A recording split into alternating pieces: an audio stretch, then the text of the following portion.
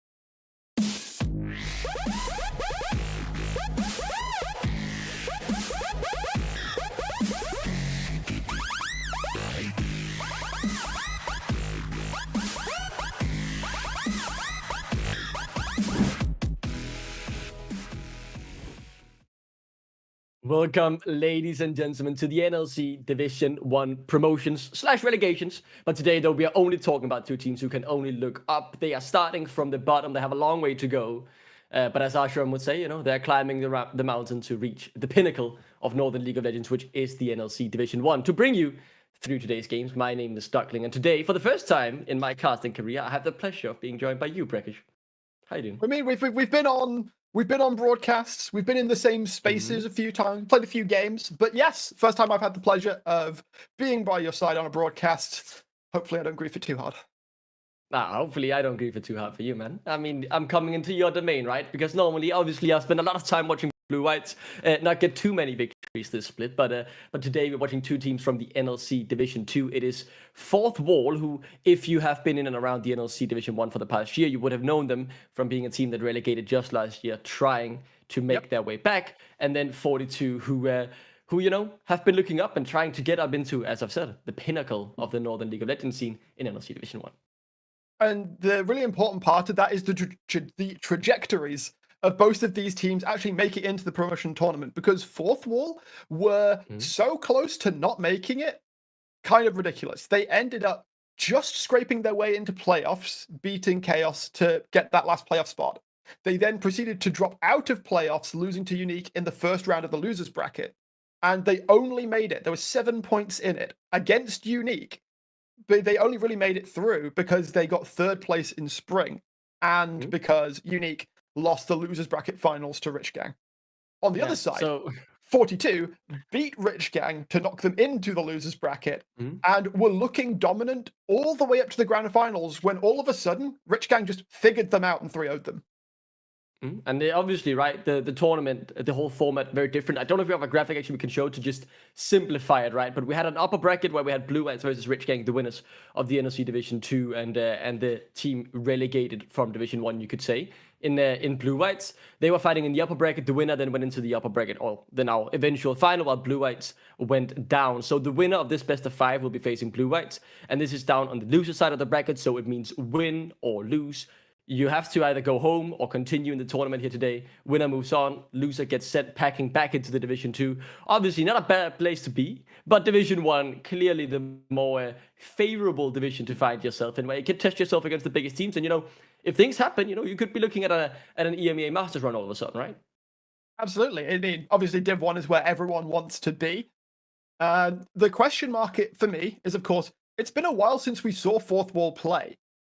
Because they got knocked out so early in playoffs, they've had some time to cook on the back burner, where other teams not necessarily have been able to see them do their thing, which means that this team could come out playing some champions that we haven't seen from them in the regular season, in that singular series in playoffs. Whereas 42, they've had less time.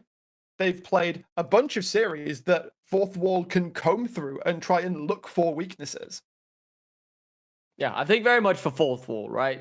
This is a redemption arc, failing, as you say, in the summer playoffs, now having to pick themselves back up and make their way in to Division 1.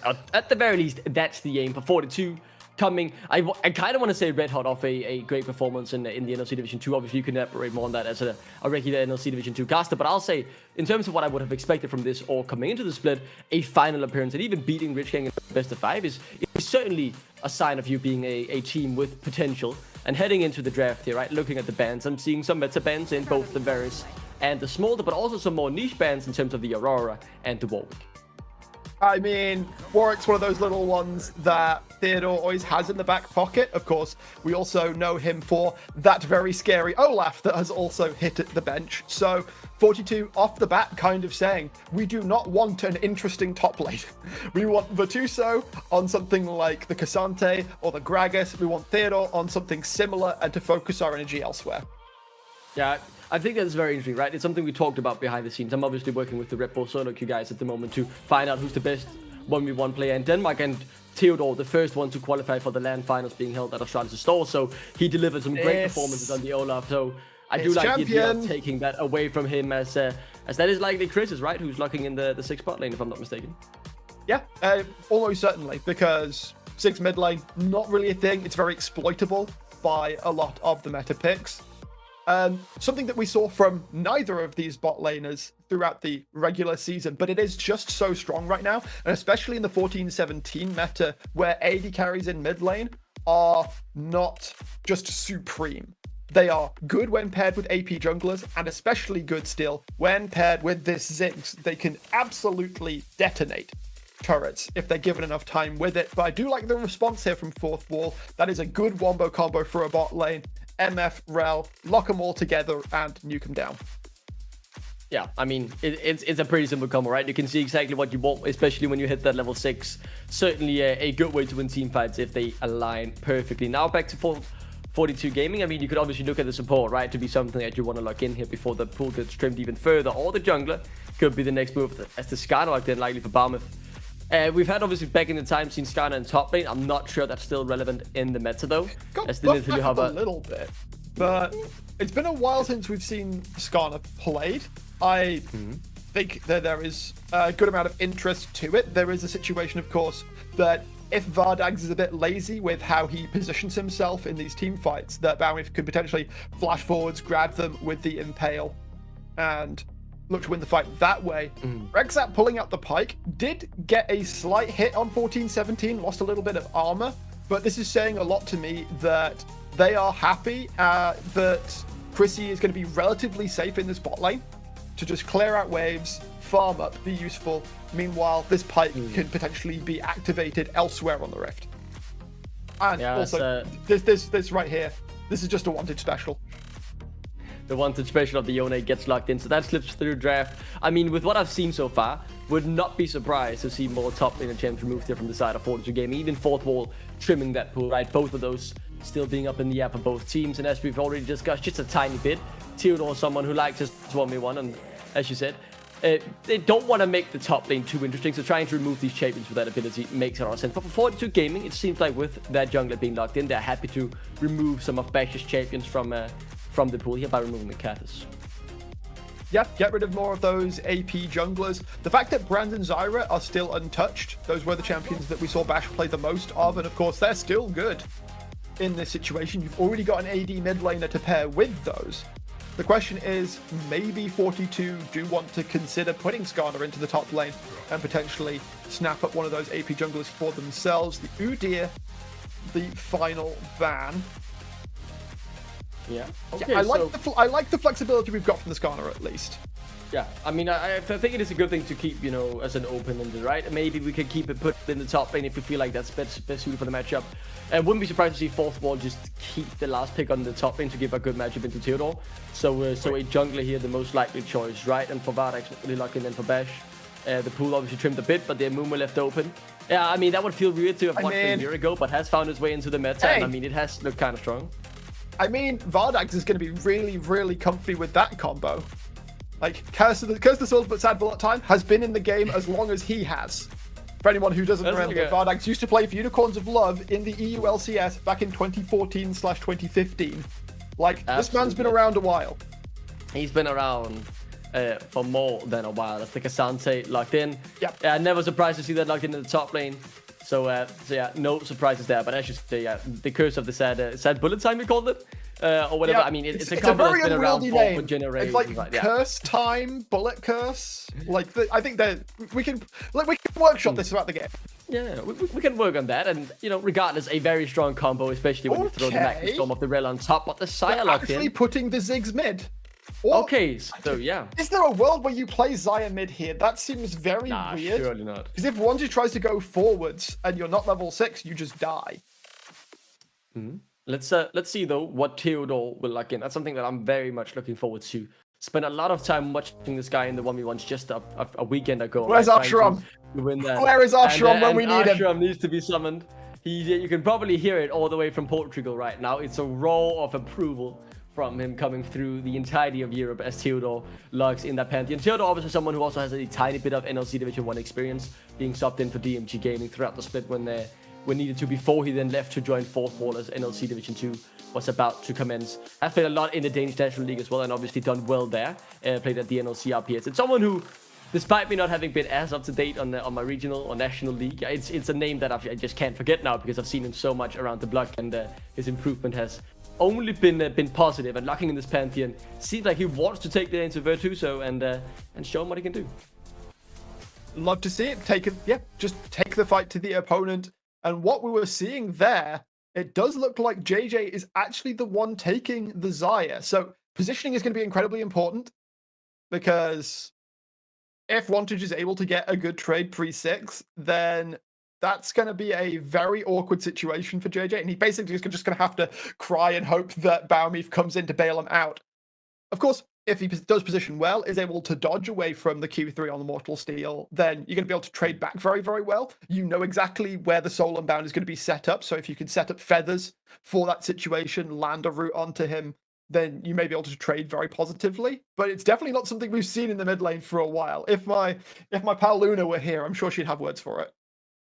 Yeah, let's see how this plays out in game. Certainly exciting. I think it's very clear, right? If we are to draw a line in the sense of who is the favorite coming into it has to be 42, right? We don't know much about Fourth Wall and what has happened since their disappointing playoff, but like with recent success, everything is saying this should be a 42 gaming series. But I mean, a best of 5 normally tends to live its own life. Unless it's Fnatic G2, then it's always G2 who wins. But here, things can happen. Yeah, though, I mean, I still favor 42. I should say that, despite the playing devil's advocate there, that I do still think that 42 rightly should be favored. I still think, because they are quite a high variance team at times, that they may well drop the ball. And so I would probably predict a 3-1. But this draft, at least, looks to me like a pretty comfortable 42 game. Fourth Wall have certainly got a good amount of comfort as well. And I'm very interested to see if Theodore can really start to exploit Virtuoso in the top side, because that could really upset the apple cart. And potentially we are coming back to this with Fourth Wall being the one starting to get that momentum going early. Yeah, a lot of momentum, right, in a best of 5. If you get that first game, the snowball is rolling, and maybe you can make it roll into a 3-0 clean sweep, or, it's always an interesting thing to follow. Yeah, I mean, it's one of the things that I really like about a best of 5, right? You get to see the mental game as well. It starts to take a bigger place compared to a best of 1, where sometimes it feels like in the NLC, it can be decided by cheese or someone who has just outdrafted the opponent, where here it really feels like mano a mano. Over 5 games, you will have we'll have the best team come out. And so we have been told it is Xayah mid, as Crisis is just, I mean, I guess we need to move it around again. Yeah, it is Xayah mid. Surely, right? Okay. Okay. Historically speaking, JJ has been the mid. Just okay. I'm going to assume that's some sort of gentleman's agreement set up beforehand. We'll have to see how. I think I'll be looking with great interest to how this early game in the mid lane goes down, for the reasons that we talked about in draft. But this first game is really, really important, Duckling, purely because if you lose, you're done. You're back in Div 2, egg on your face, potentially looking a bit silly. If you win, you obviously still have that mountain, as you said before, to climb. You've still got to face Blue Whites on Friday. If you win that, you've still got to face Rich Gang next Monday. Meanwhile, Right, But just a a trade. trade here. Not much to Yeah. come of it, but I wholeheartedly agree, right? And one of the things that I think can't be underestimated when you're in this situation, obviously losing right now sucks. Your year is just over and you're out. But if you win, yes, you still have to climb the mountain, but the momentum you're gaining from having this lower bracket run. Like I like it. I think it's more than you realize. We see teams come in as an underdog, and if they get their snowball rolling, they get their game together. They just start steamrolling teams who are coming in like Blue Eyes without momentum because they've just lost the best of 5, and you're coming in red hot after potentially sweeping your opponents here today 3-0, right? So these low bracket runs can certainly happen, but more on that later. I do want to mention this while we have the time. I don't assume too much, except for some poking will happen down in the bot lane. But I can't remember having casted a bot lane that has this much experience as Grayson and Vardax. Like, these are two absolute veterans of our scene. It's insane. I remember when I first started getting into the Danish League of Legends, and Grayson was one of the big names who was playing in Russia. As they get a good trade-off using that level 2 power spike here. Forces the flash and ignite out of Rexit, and that'll certainly put a damper on what the Pyke wants to do early on. Again, Chrissy will be able to mostly just chill out. You can still throw bouncing bombs forever. The Ghost Water Dive means that Rexat is not too low health. And so I don't think the overall price that was paid by 42 is too high. Of course, no defensive summoner for Chrissy. Of course, you always want to have the TP as the Ziggs, try and farm up, get into lane, because as soon as you pick up the Lost Chapter, you will effectively never run out of mana. Yeah. Absolutely horrible to play against. The constant poke is so annoying as that bone skewer goes a bit wide, but to just elaborate a bit more what we're talking about experience, right? You mentioned in the draft, Vardax, such a historic player. Like, that was back in the day in 2015 when I was first getting into the EULC as when I was watching with my dad, who at that time played League of Legends. Like, we watched it every Friday and Saturday. We watched the games together, and that was, the UOL prime days. I was obviously a Fnatic supporter, so did enjoy seeing him lose the finals, but nonetheless, it feels like such a big curveball to now, almost 10 years later, be sitting here commentating him in NLC Division 1 promotion games. That's such a weird coincidence sometimes, how life comes at you, right? It does. Life's like a box of chocolates. And right now, seems that these teams are willing to argue back and forth over everything. Baumif is the one that gets to bot scuttle faster. I do wonder if he's going to try and get JJ to come with to potentially force bash off of the second one. It looks like right now JJ is quite happy to just keep on catching that mid wave. He's doing well in CS, of course. Range versus melee advantage will always do that. Now, while Chrissy gets the reset off, wasn't quite able to pick up the Lost Chapter that we were hoping for. Yeah, but they can commit now, right? I mean, Baumif has quite a bit of CC. Remember, Rexat coming up as well doesn't have anything. Yeah, okay, the flash will just be used. A lot of base damage on the Scanner, more than I initially actually assumed. Rexat not able to get up there in time, but still certainly showing the disparity between these junglers in terms of early game damage, because that was a fight favoring Baumif all the way. That it was. Trades going back and forth with the top lane. Theodore has gone for the ignite here. We didn't talk about it. And there you go. No way! That Q does that much damage. I mean, there's a reason he's one of the best in the country at 1v1s. He's been practicing 1v1ing for hours. Do you know one of the biggest streamers in Denmark? We'll get to that afterward. I want to elaborate on how much time this guy spent 1v1ing before. Have to see this though as Baumif. They're not gonna get the all in. I mean, they were certainly fishing for something there, but Theodore, as I mentioned, Red Bull solo queue, the first one to qualify for the finals, and he was last week or just this Sunday helping out Søndergaard, who's one of the biggest streamers in Denmark, practice his 1v1 game before the Red Bull solo queue went as well, and he actually ended up qualifying too. So this is someone who has spent countless hours in the past few weeks training these exact scenarios, right? It's played in the top lane, you're playing champions like the Pantheon, so bringing it out here shows he is absolutely confident in his ability. Lovely to see him get that first blood, and yeah, I mean, the practice paid off, you could say. You could say that. Especially, just Aegis Assault as well is such a nasty tool for those 1v1 trades, because if you can't get behind him or if you can't position optimally, then he's just going to completely ignore the damage you are doing. Wantage Force of Flash. Yeah, that's a big flash force, right? Obviously, Rexit could just come again within the next 5 minutes. Solon bound, nice to close a gap, but not nice to create one if you want to get out, because you have to get back in the end. So, forced to just try and walk it off. He just TP'd back to lane as well, by the way. And JJ didn't do that. That's quite a big advantage all of a sudden. 2 sums to none. And this mid lane, this goalie that is likely already there, right? Just between the CS could look to grow. Theodore? Does he have another 1v1 in him? He might have. He I mean, fancying especially when she and goes he's to got the picture Q3. available. Ooh, I mean, every time we look at the top lane now, we have to be on the edge of our seats to see if Theodore is going for it again. But in terms of neutral objectives, just a quick old trade. The Scott's going over to 42 Gaming, and fourth wall picking up the first trade. Yeah, nice and simple. The very, like, the most base level macro trading here for the 2024 season. Obviously, now the important thing I'm looking towards to is 4 minutes time, of course, when the second set of grubs spawn. Because if fourth wall give those up, you are then playing into a 6 grub zigs. Yeah, that sounds horrible. Basically say goodbye to your towers if you ever lose pressure on the map. Yeah, I do agree. That will be important to lag for, and we'll keep our eyes on that as we progress towards that point. In terms of how the game has gone so far, though, smallly for fourth wall, mainly just up in the Zodiac in the top lane. This Sire, you're now 10 CS ahead. You do have a TP advantage.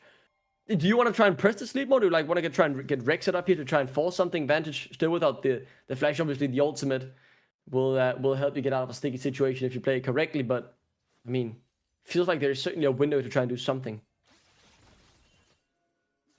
Yeah, right now, though, of course, objectives not necessarily available. So outside of looking for a cheeky little pick, then the teams can just consign themselves to, all right, we don't want to find these big skirmishes just yet. We're going to keep farming up, keep building up. Especially in this mid lane, we've already seen JJ's got around a 20 CS advantage over Wantage, has got a Cull in inventory as well. So if nothing happens in the mid lane, JJ is very happy. I mean, scaling up nicely, obviously. A kill would just be the icing on the cake, and this might be the opportunity. They're fishing for Vantage, and they catch him out. There is no way out of that one. Yup. The Fate Shield is used just as though what's about to happen to him as he gets taken down by JJ. Talk about a good situation getting better, because that kill and this plate will allow this side to start scaling and start really hitting like a truck sooner rather than later. As Grisen, try to stop it. Oh, in comes Theodore. Will be hurt. Theodore might have other ideas, though. The damage of this Pantheon quite huge as Bash. It's the one to get the kill with the Curse of the Satin Mummy, not realizing the Pantheon coming in. I thought Grisen was ending a bit there, but I was the one mistaken. Turns out, well. Gives his life across, but it's more than worth it here. The CC setup from 42, though, fantastic. Once you catch onto Wantage, I mean, Fate Shield was never going to get you out of there at that point. And Grisen, as you said, we didn't note the Pantheon moving across, and so this re-engage did look very, very suspicious. They were, I believe, able to get the plate. I would not call it worth, however, as they do have to give across the life of JJ in trade. Bash, of course, wasn't present for that fight, and so is able to simply get in with the bandage toss, pick up the kill with the Curse of the Sad Mummy. And we're back to a vague state of parity. Yeah, I think that's a pretty big thing, right, for 42, that the kill went over to Bash. Now, obviously, the Amumu will hurt, but I would have certainly feared if it was the Pantheon Theodore who got the kill. All of a sudden, this Pantheon would scale out of control, right? Because I think a lot of people underestimate. Really...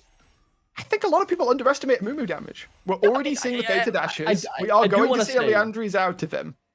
I don't want to say I underestimate the Amumu damage. It's more so, it's the better of the two options, right? Because Amumu can certainly hurt, especially with this AP mix build. But a Pantheon with another kill who's already 1-0 doing well in lane, that will certainly just be worse in my opinion. All of a sudden, JJ would be in huge trouble every single time the Pantheon showed up.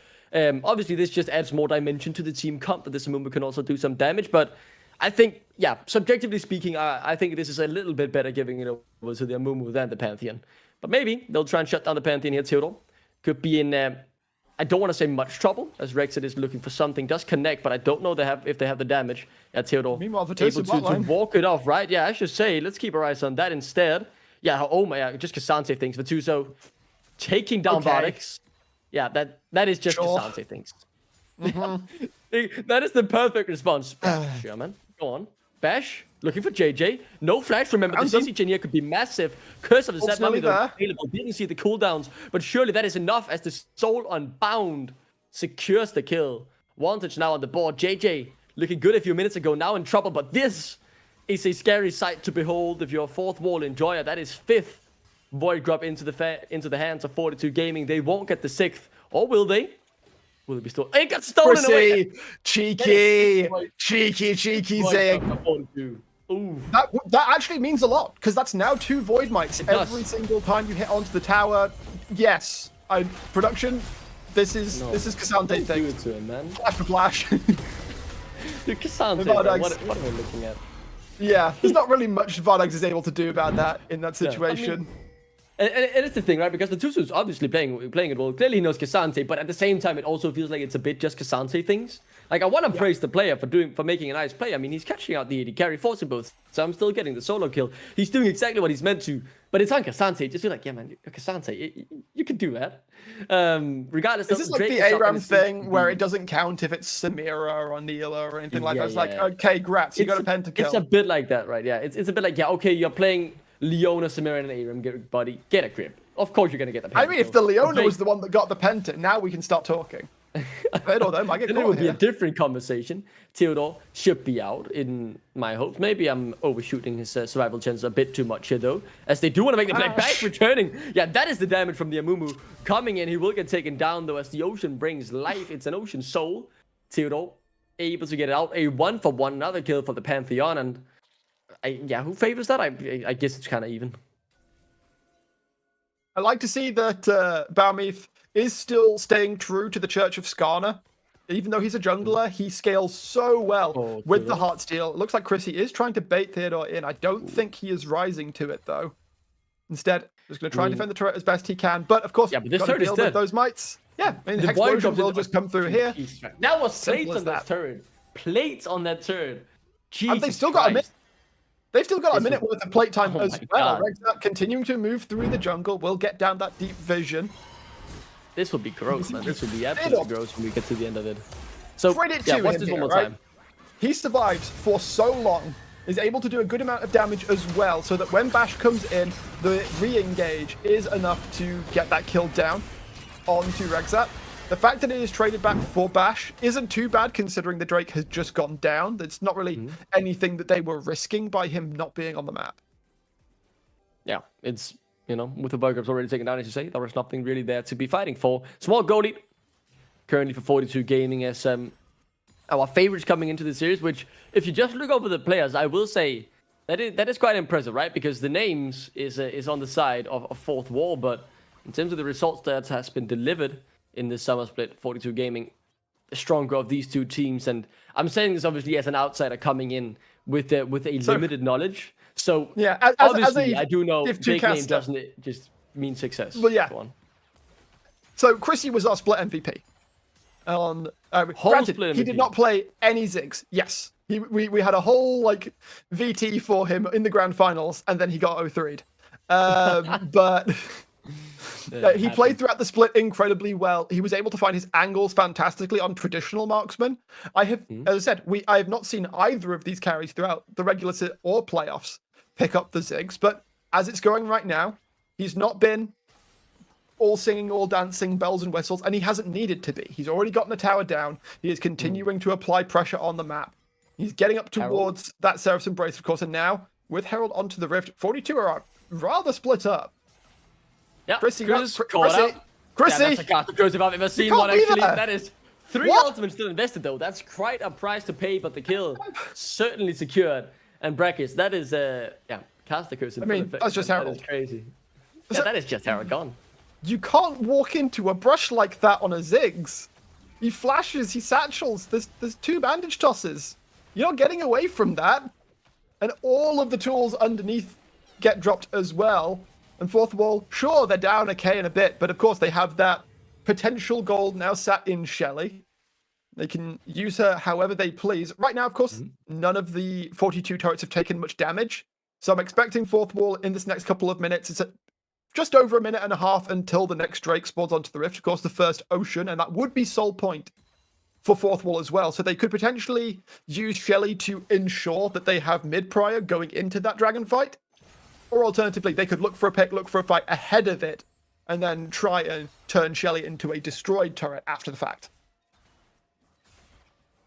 See what the outcome will be, as Vetuso has just, after being solo killed, he's just been chilling in a lane. Someone who's not chilling at the moment. You gotta get out, Rexat. Able to get out. The bandage just didn't quite connect, and Vardags locked up for eternity.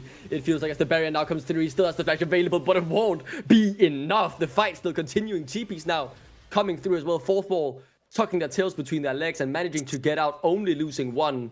But Vardags fighting bravely against the Skarner, but Balmeath would not let go. Yeah, this turret is gone, right? Let's see. I want to see the damage. Quite likely, Vantage does not quite have the ultimate up, so they can't find a re-engage angle. Neither is Curse the Sad Mummy, for that fact. I was worried for a second there that 42 had overcommitted for that play, using the TP from Virtuoso when it wasn't going to get them the Drake. Instead, they convert it into a tier 1 turret in mid lane, so that's very nicely done. And of course, if they can maintain that pressure, then they'll be in a very good spot. Rexat, of course, also does a great job to get out, forces the flash out from Grissom as well, so they were so certain of the fact that they had this pike. But by the time they're actually able to do the damage, it's actually Vardax that's been caught. He gets damage taken down. as well. Like, that is pretty much all Skarner, to be honest. So much of the damage coming through from Baumif. And yeah, as you said, the engage, they were sure they had him, and I'm pretty sure they would have had him if Bash would have connected with the bandage charge. Worth mentioning as well, right? 3 teleports on the side of 42, only 1 on fourth wall, that being unwanted. So it's pretty much always likely that there is 1 TP available for 42 Gaming. Currently, it is sitting on JJ, who's up in the top side. Now recalling, as the sole point is on the rift very early on, but fourth wall, not prioritizing it yet. They want to catch out Rexit. Theodore rotating down as well. Onto the mid lane.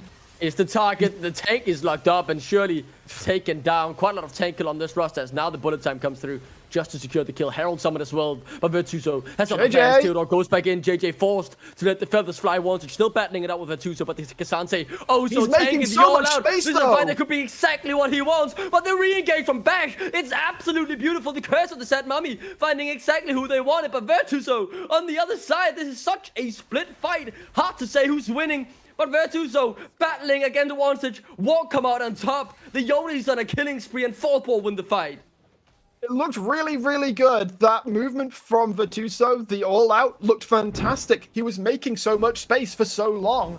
Unfortunately, him going forwards meant that there was no protection towards the backline, and we can call Baumi for tank.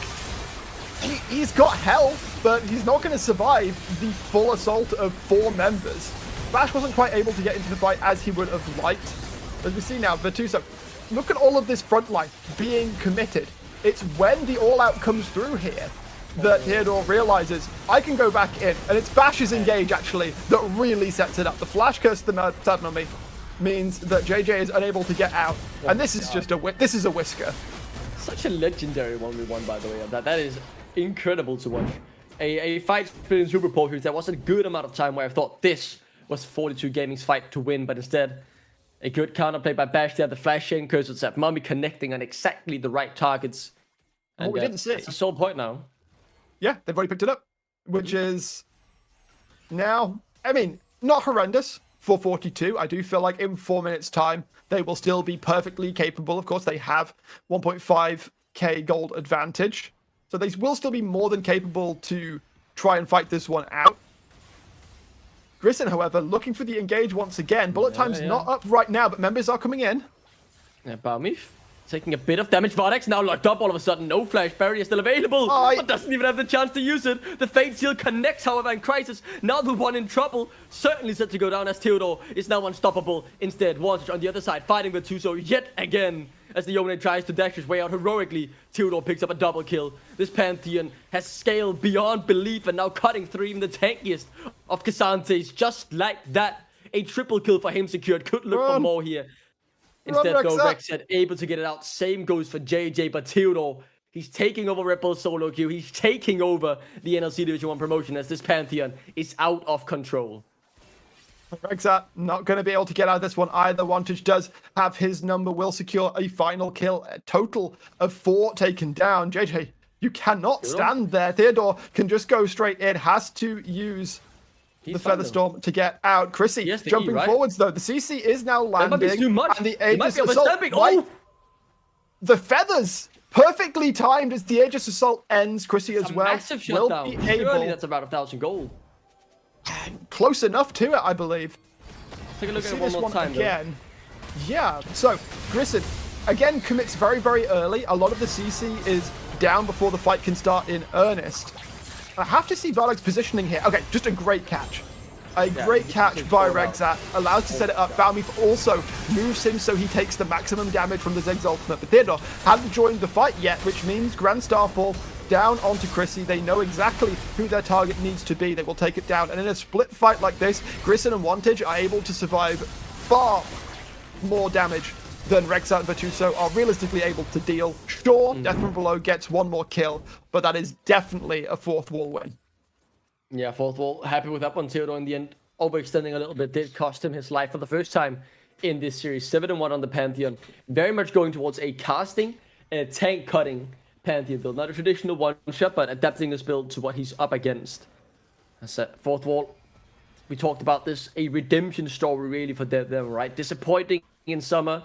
They have their last chance here. This kind of reminds me of the regional gauntlet we had back in the day of the EULCS and NLCS, where like teams who had performed well throughout the year had their last chance to pick themselves off the ground and really show why they have performed well throughout the, at the very least some periods of the year. And this is 42, or fourth wall rather. Chance of that as 42 just finding themselves in the final of NLC, but that's a brilliant engage. The bullet time on top, cutting through those HP bars like butter. Bash now looking for Rexat. They get a kill back.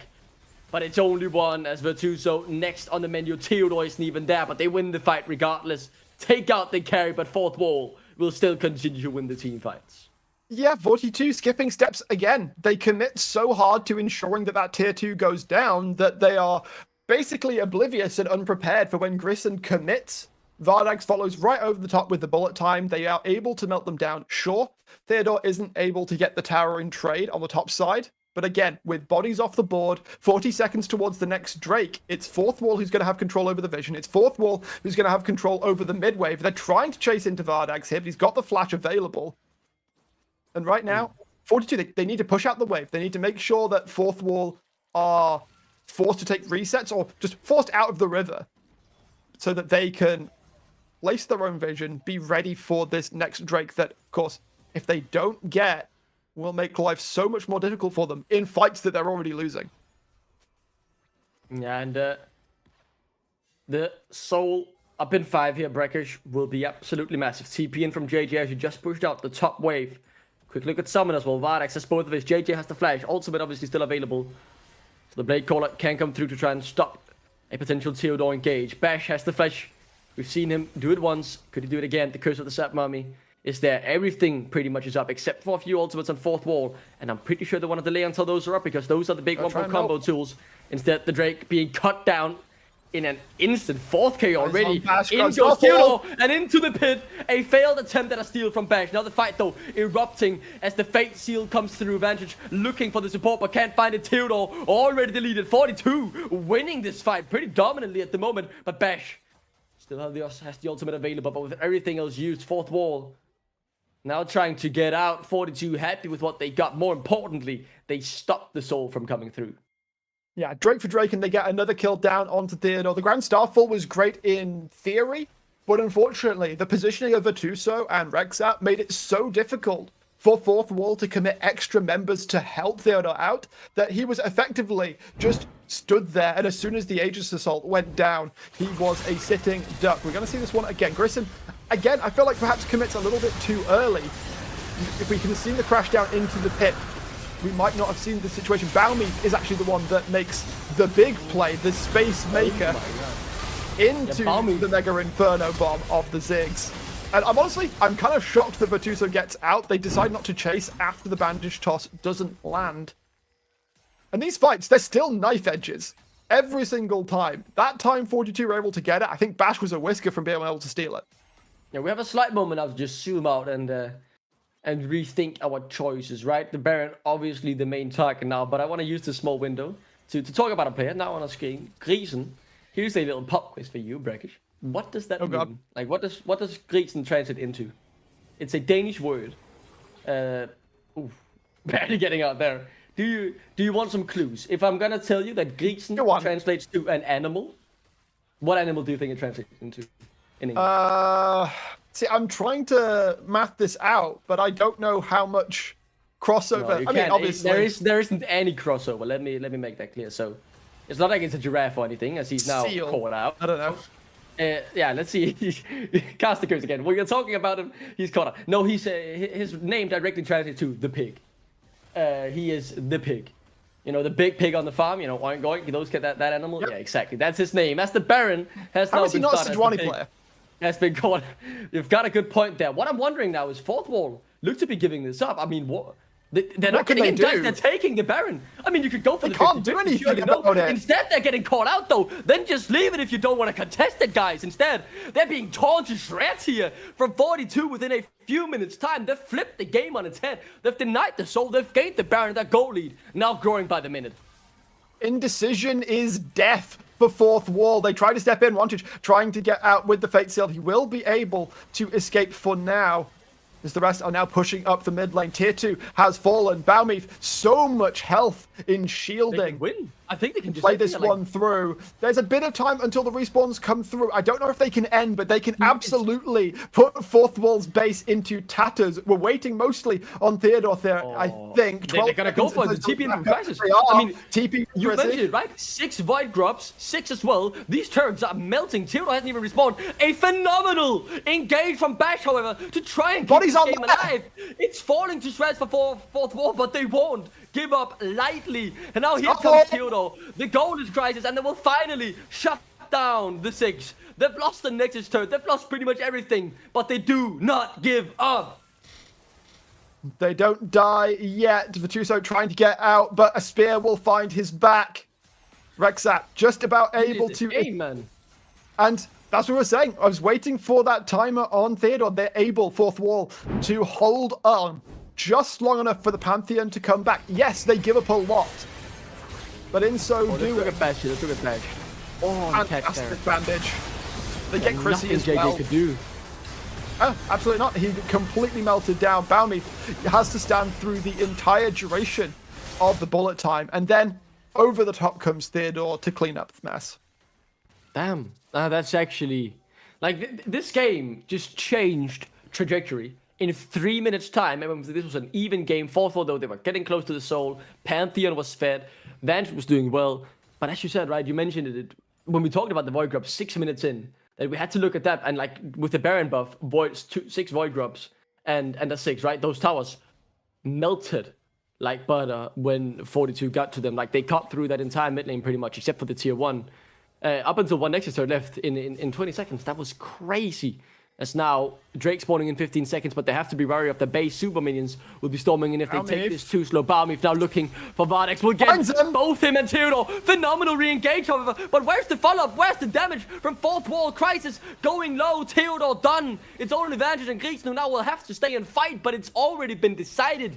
You have to feel as now a miracle trying to be happening from this Fourth Wall mid laner, but he can't make it happen. Water won't be turning into wine for them today. There's nothing here to celebrate, as it's a defeat for Fourth Wall. The game was in their hands, but instead 42 Gaming rip it out and say, this is ours. The commitment onto Chrissy was huge from Fourth Wall that fight, and to the point that everything else kind of seemed secondary. Balmeath is going to be able to tank up this turret. JJ went pretty much untouched. It means that Fourth Wall are going to concede the first game in the series. Even kills, but on the Rift, in the face of what we just saw, it's 42 who are coming out looking the stronger. Yeah, that felt like a bit of a backbreaker. That, to be honest, I'm not gonna lie, for Fourth Wall to find yourself in this situation. A couple of very questionable calls there, right, around the Baron. That's really what hurt me, because as you said, what can they do? And I agree. I mean, maybe I'm being a bit naive saying you should go for the 50-50. But if you're not going to do anything, then you're not going to be standing there just waiting to be caught out. But if you're 50-50ing, you send everybody anywhere else on the map except for your Amumu. And you just hope and pray that Bash has the magic finger to steal the Baron away. In that situation, we saw Vardags and Grisson and Bash all stood sort of near the Baron, that when it went down, it was so simple for Balmeath to come over the wall, for Rexat to find that hook. And from that point, the game had fallen completely out of Fourth Wall's hands. They did a good job to hold on, but Theodore, who started off so strong, there is this issue with Pantheon that as the game gets later, he becomes much harder to get full value out of. You really need to commit to killing one target, which is what we saw, that he and Wantage were repeatedly looking to get Chrissy down, but they were doing so to the detriment of the rest of the team. Yeah, I mean, there were certainly positives to take for Fourth Wall there, but I will say 42 Gaming, the fact that they were able to this confidently bounce back, and even obviously the goal lead was never that much in Fourth Wall favor, but it really felt like the game changed completely within those 5 minutes around first being denied the soul, and then into them losing the Baron, getting aced, and almost losing the game on the back of that, and then the next few plays being hard of them to execute. We're gonna throw it to a small break. It's a best of 5, so we've potentially got a long night ahead of us, depending on if Fourth Wall can bounce back after what is, to be honest, a bit of a heartbreaking defeat after so many positives to be taken away. Regardless, though, we'll throw it to a break, and when we come back, the answers will be there for our questions.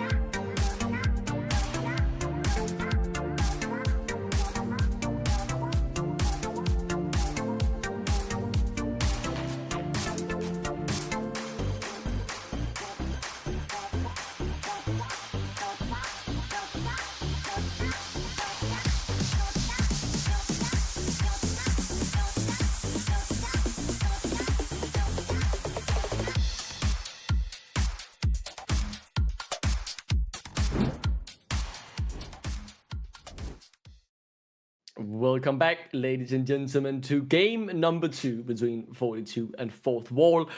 An interesting game number 1. Brackish, I thought for a period of time this series could be very close, but a lot of my opinions and thoughts have changed after what we just saw in the last 5 minutes of the series before. Yeah, up until a certain point, it did look very, very even. I think had we, cut at that exact point, then mayhap we would be thinking a little bit more differently about the series going forwards. But you're quite right. From the point that 42 prevented Fourth Wall from picking up the Ocean Soul, it felt like Fourth Wall were starting to sort of throw in their lot on more and more questionable plays.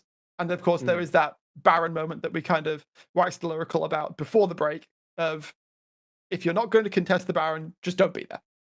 Yeah, and what really surprised me, how about those last 10 minutes went, was how well Fourth Wall were actually doing. Like, right, Theodore was having a good game. I thought in particular Bash as well in the team fights. Like, they managed to play some team fights that looked very difficult to execute in terms of being split and having already invested a lot. Like, they managed to turn those into victories. Like, I was really impressed, especially with that team fight where Bash got the re-engage after they'd caught out the Skarner. And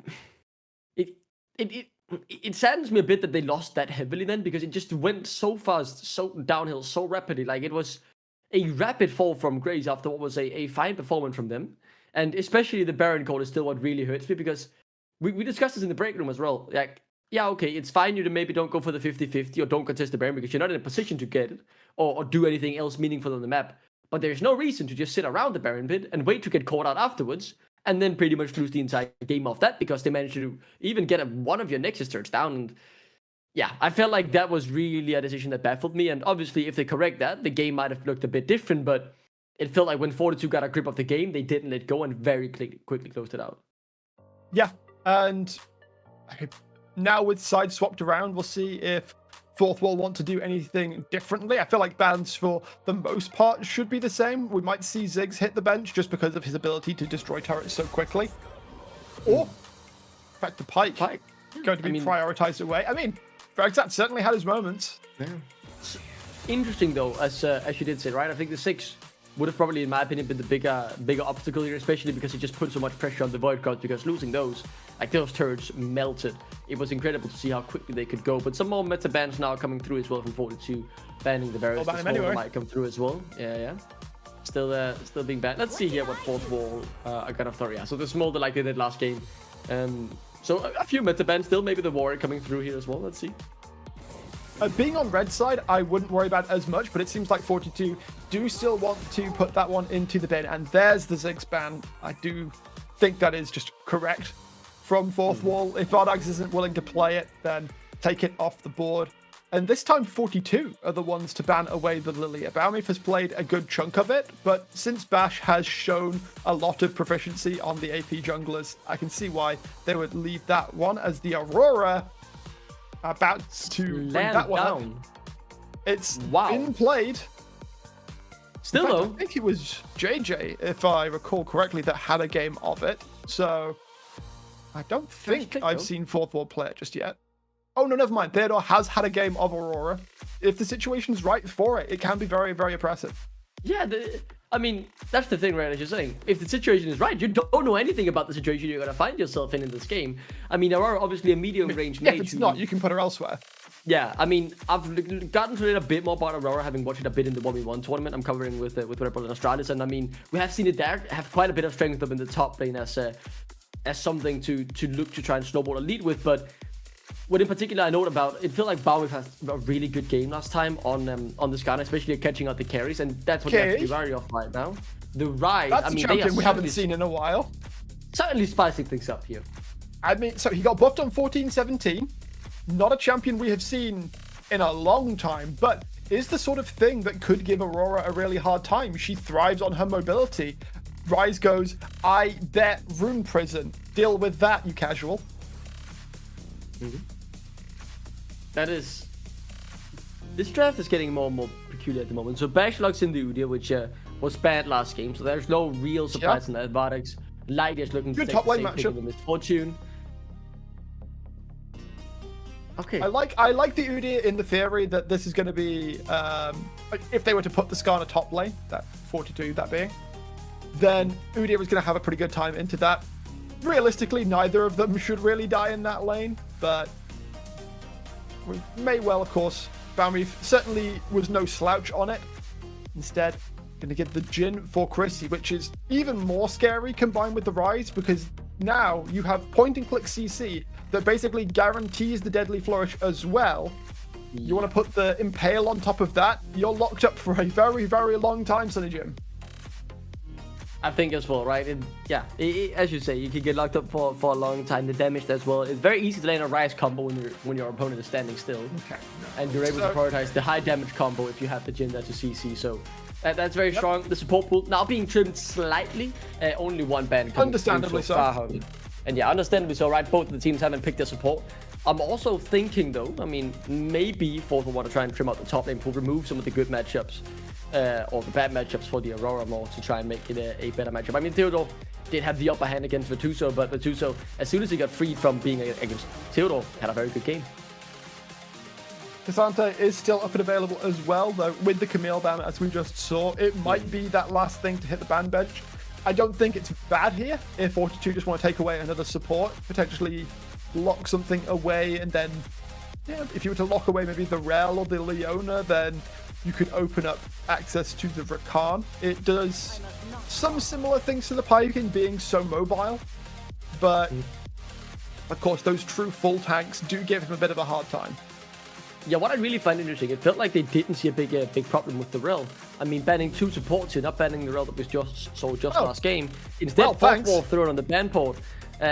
Not what I expected, to be honest. It felt like Fourth Wall had more target on Bertuso in the top side.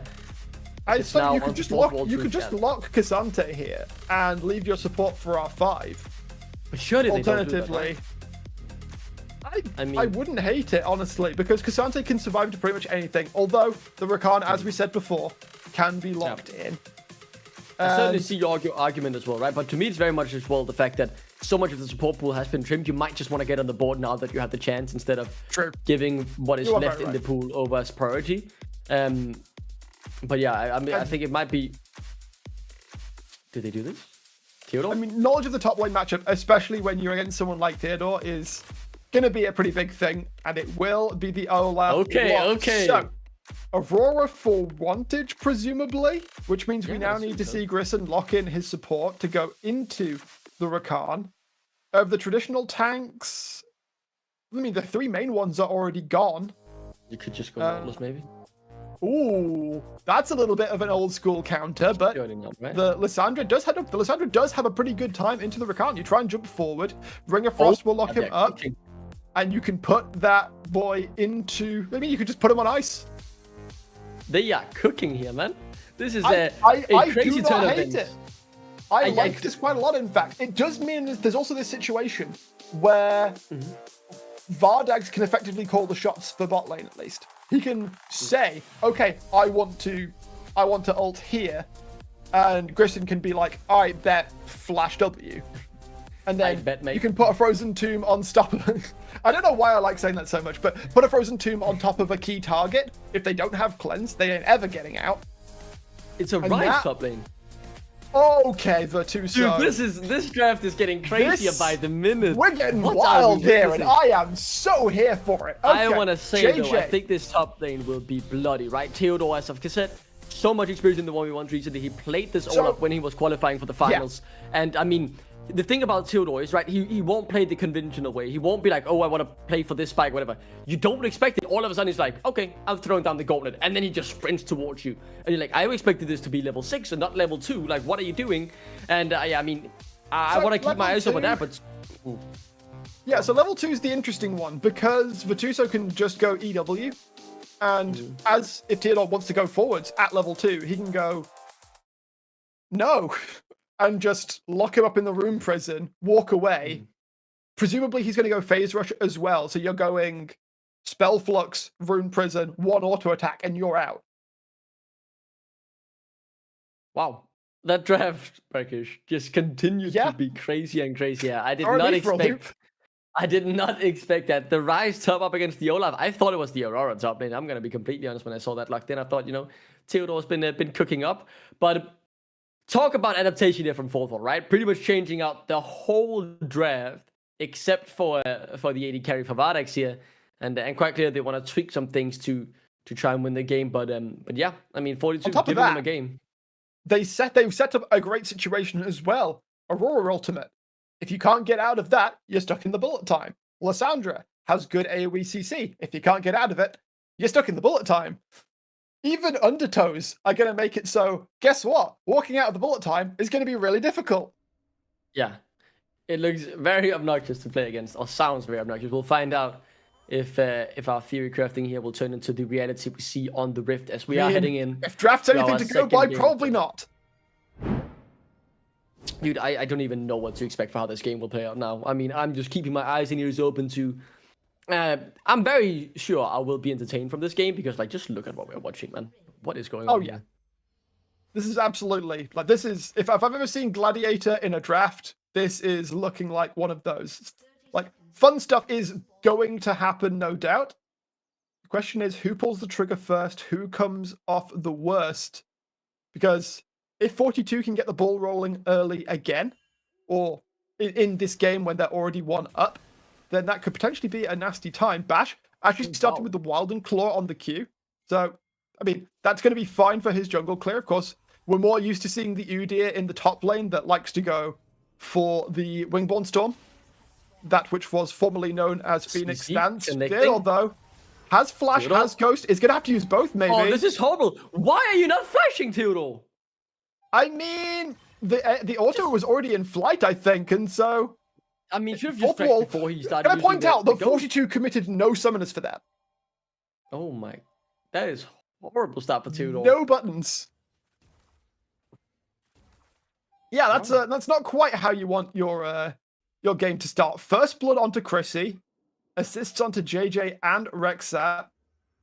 They are going to have a slightly awkward situation walking into lane, however, because Vardags and Grissom were able to get there first. So they are going to potentially have to trade some of their health to be able to find a position in this lane. Theodore does come back to lane, of course, does not have the TP. Going to have that ghost. I think he was hoping to mostly use that to try and walk down Theodore in this lane. Oh, let's see. The phase rush. I mean, as I said, he's a crazy man with a crazy plan. He's got to try and do this regardless. Doesn't get much CS, though. I mean, you're talking about who was going to make something happen first. I did not expect what we just saw to happen to be the outcome. Yeah, there's the EW you talked about. The W, though, on quite a bit of a cooldown, but same goes for the undertow when it isn't picked up. So Theodore, like, not going to be able to punish this situation, as this won't be the only lane I'll be keeping my eyes on. This mid lane, intriguing as well. And, I mean, even, like, Lisandro's support on top of it, you're just adding more spice to the already spicy dish. Like, I'm not good at spicy foods, but I'll try my best to enjoy what we've been served up here, because it looks like it could get chaotic. And that level 1 is an indicator of things to come. Meanwhile, if you put chilies in front of me, I am a happy boy. Right now, It's How, I got too many lanes to look at, Duckling. This is Yeah, exactly. Okay. There's too much to look at. So I want to ask you another question. If you like chili, when you go to Nando's, what spice do you get then? Like how spicy does your food get? Considering it's been nearly a decade since I last went to a Nando's, I don't think there is one in the city I live in, but I mean that's where Why are you there not are going to better Nando's? eateries. Of Because course there are there are, better mate, but it's places to go and Nando's. eat. I mean, Um, it's I like don't I know. went to the You UK, probably I go had to go to for Nando's. you go like so there are people that will just get the spiciest thing on the menu just because I don't know, they enjoy pain. There is this wonderful midpoint that I'd call. It's usually around the sort of 3 chili mark in most people. The 3 out of 4 scale where you get maximum flavor and maximum satisfying pain. That sounds so crazy, but when the pain is satisfying from a spicy dish where it doesn't overwhelm the tastes of the dish, but you can also feel it on your tongue, Exactly. like the tingling. That is perfect, man. I'm really trying to become better at spicy foods, but I'm just so bad. I'm way too white, but I'm trying my hardest. Like I had some of my. What am I then?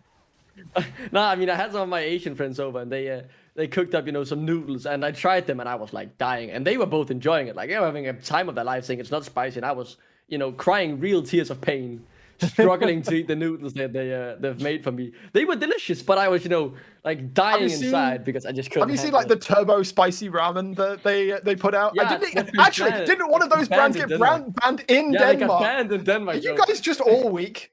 Are Danes I just guess weak? we are. Oh, let's see this Man. Grisen.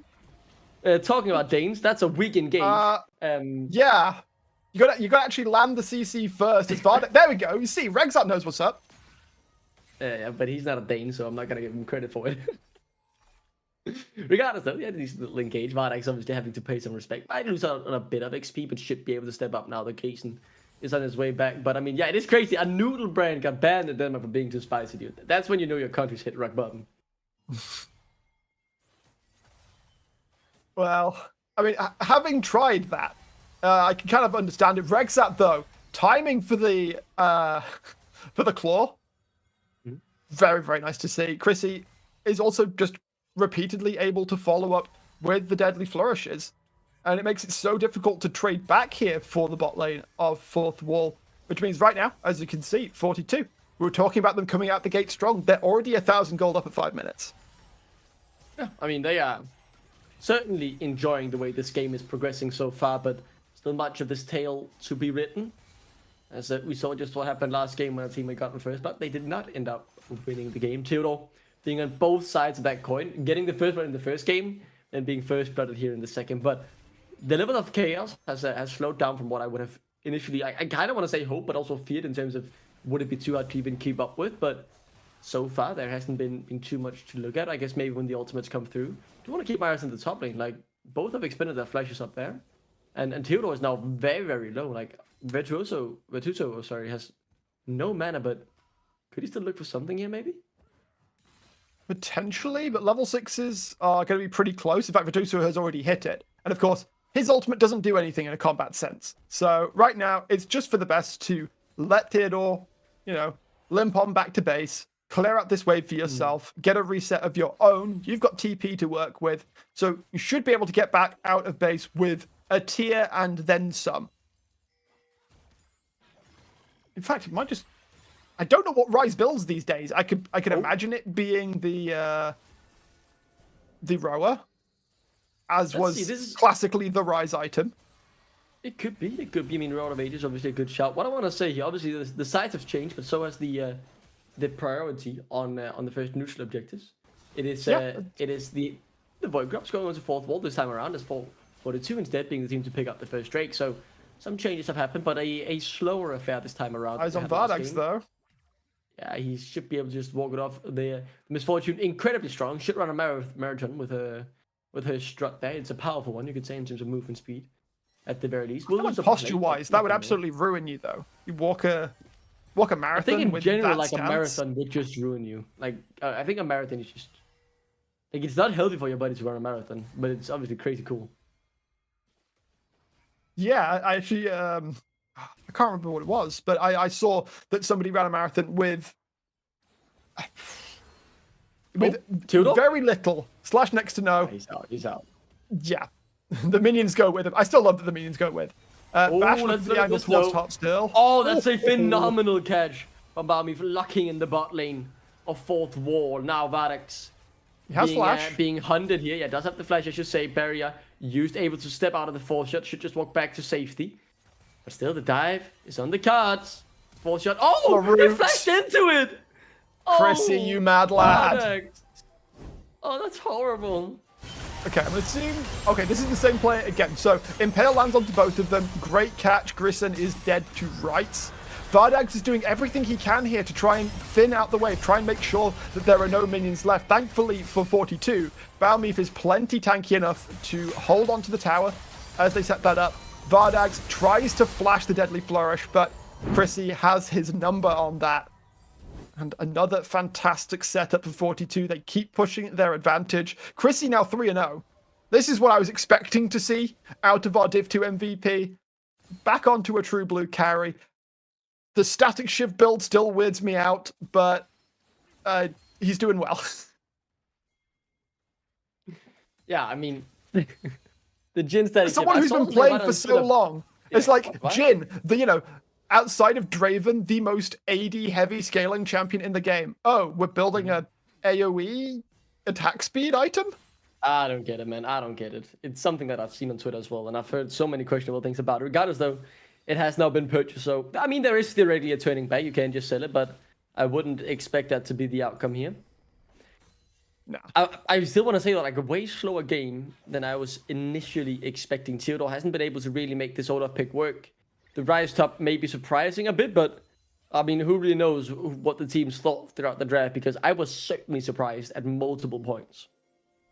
I mean, the Rise especially, I looked at the patch notes and I was like, yes, Rise got buffed, but surely there's no way, right? More fool me. As the numbers did come through. I didn't check. I mean, I was so certain that we weren't going to see the Rise that I didn't even like really look at what changed for him. I mean, I've got no clue either what changed. I mean, it's Rise. I haven't seen this guy in the meta for years. It's like We I have see the it in the patch technology, notes don't and I worry. just...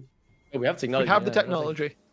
You made an update when you see it. I mean, so Lysandra, of course, also got buffed considerably. Q damage and the ult slow got buffed up. And, okay, so it's a little bit of extra damage on Q and a little bit lower cooldown on ultimate. Outside of hard lockdown, you're not really going to kill the Aurora. Not with her dashes, not with her invisibility, and of course, not with the flash available as well. Bash might be burning off a little bit more than he can chew here, though. Yeah, but able to make it work for now, as he's able to secure the Scuttler as well. The Ghost was invested in that, though. But that the Awakened Storm, I mean, maybe okay. I will say, Void Grubs being up in a minute's time, maybe being why he prioritized it so highly. Once it's now locked up, should just get taken down. Fourth shot. Rampage. Something CC. Yeah, something. Jin has 4 kills. Haha, that's a funny joke. All 4 kills in the game. Maybe make it 5. No, Bash should just face tank this, so there's no way Gibson dies. But yeah, I mean, that's the reason this guy was MVP of the league. I can see. Absolutely, and he is putting his skills to great use. All 4 kills for the side of 42. In fact, all 4 kills in the game, Duckling, are on Chrissy right now. 42, they understood the assignment. They are playing towards it fantastically. Virtuoso is still maintaining this 15 CS advantage over Theodore. They're going to bully them out, make sure that the same thing that happened to Fourth Wall last game does not happen. They will deny that second set of grubs. Drake is coming up in another 5 seconds, so not really an angle for Bash to trade this one back through. It is looking... I mean, 42 are just... They're chilling at the moment. Yeah, I want to ask you, how did Fourth Wall pull this back? Because, I mean, with this draft, I'm not one that's going to be able to give you the answer. I mean, maybe you're able to put me in the right direction, but... I mean, are they praying for a wombo combo? Like, what? So a wombo combo would be great, but realistically, just let's keep it small. Kill Chrissy. They've got the means to do it. If Grissom can find an angle to drop down the ultimate on him, yes, that would force the cleanse, but then you can immediately re-CC with the Ring of Frost. JJ is just engaging straight up on Vargas. There is no fun and games there as JJ then jumps back out. Yeah, JJ not standing on business here. Gonna try and clear out the wave. Has to flash away from Grissom though. I mean, great timing. Grissom was throwing out the frozen tomb instead. It's frozen doom and doom for Bash to feel like the bomb explodes. JJ Oh! not quite able to get out. This might be something where Fourth Wall can get it back. They're found 2, should be 3 as well. But here comes Chris, his 4 kills in his back pocket as he's trying to chase down Grisen. The W, maybe still on cooldown. 4 shot comes through, that's 1. The next should be coming right up Grisen. Hiding, but you can only hide for so long. The animal He has to. put back in its cage. Double kill. 6 kills now on this Jhin. Scaling slowly but surely out of control. I'm sure he's very unhappy to have more than 4. But JJ is able to absorb a lot of this pressure, is able to do a good amount of damage to the wave. It's Bash, I think, that heavily overcommits on towards Baumeister. Vardags and Grisen are not able to get across. Bullet time also not positioned fantastically. It doesn't get the most damage out. And JJ forces a huge amount of committal out from the side of Fourth Wall. Vantage and Grisen losing so much health as Chrissy comes in that they're pretty much forced to turn straight back around. Your invisibility won't help when the auto is already in flight. Is not going to be able to get out of it that easily. Flash is available though.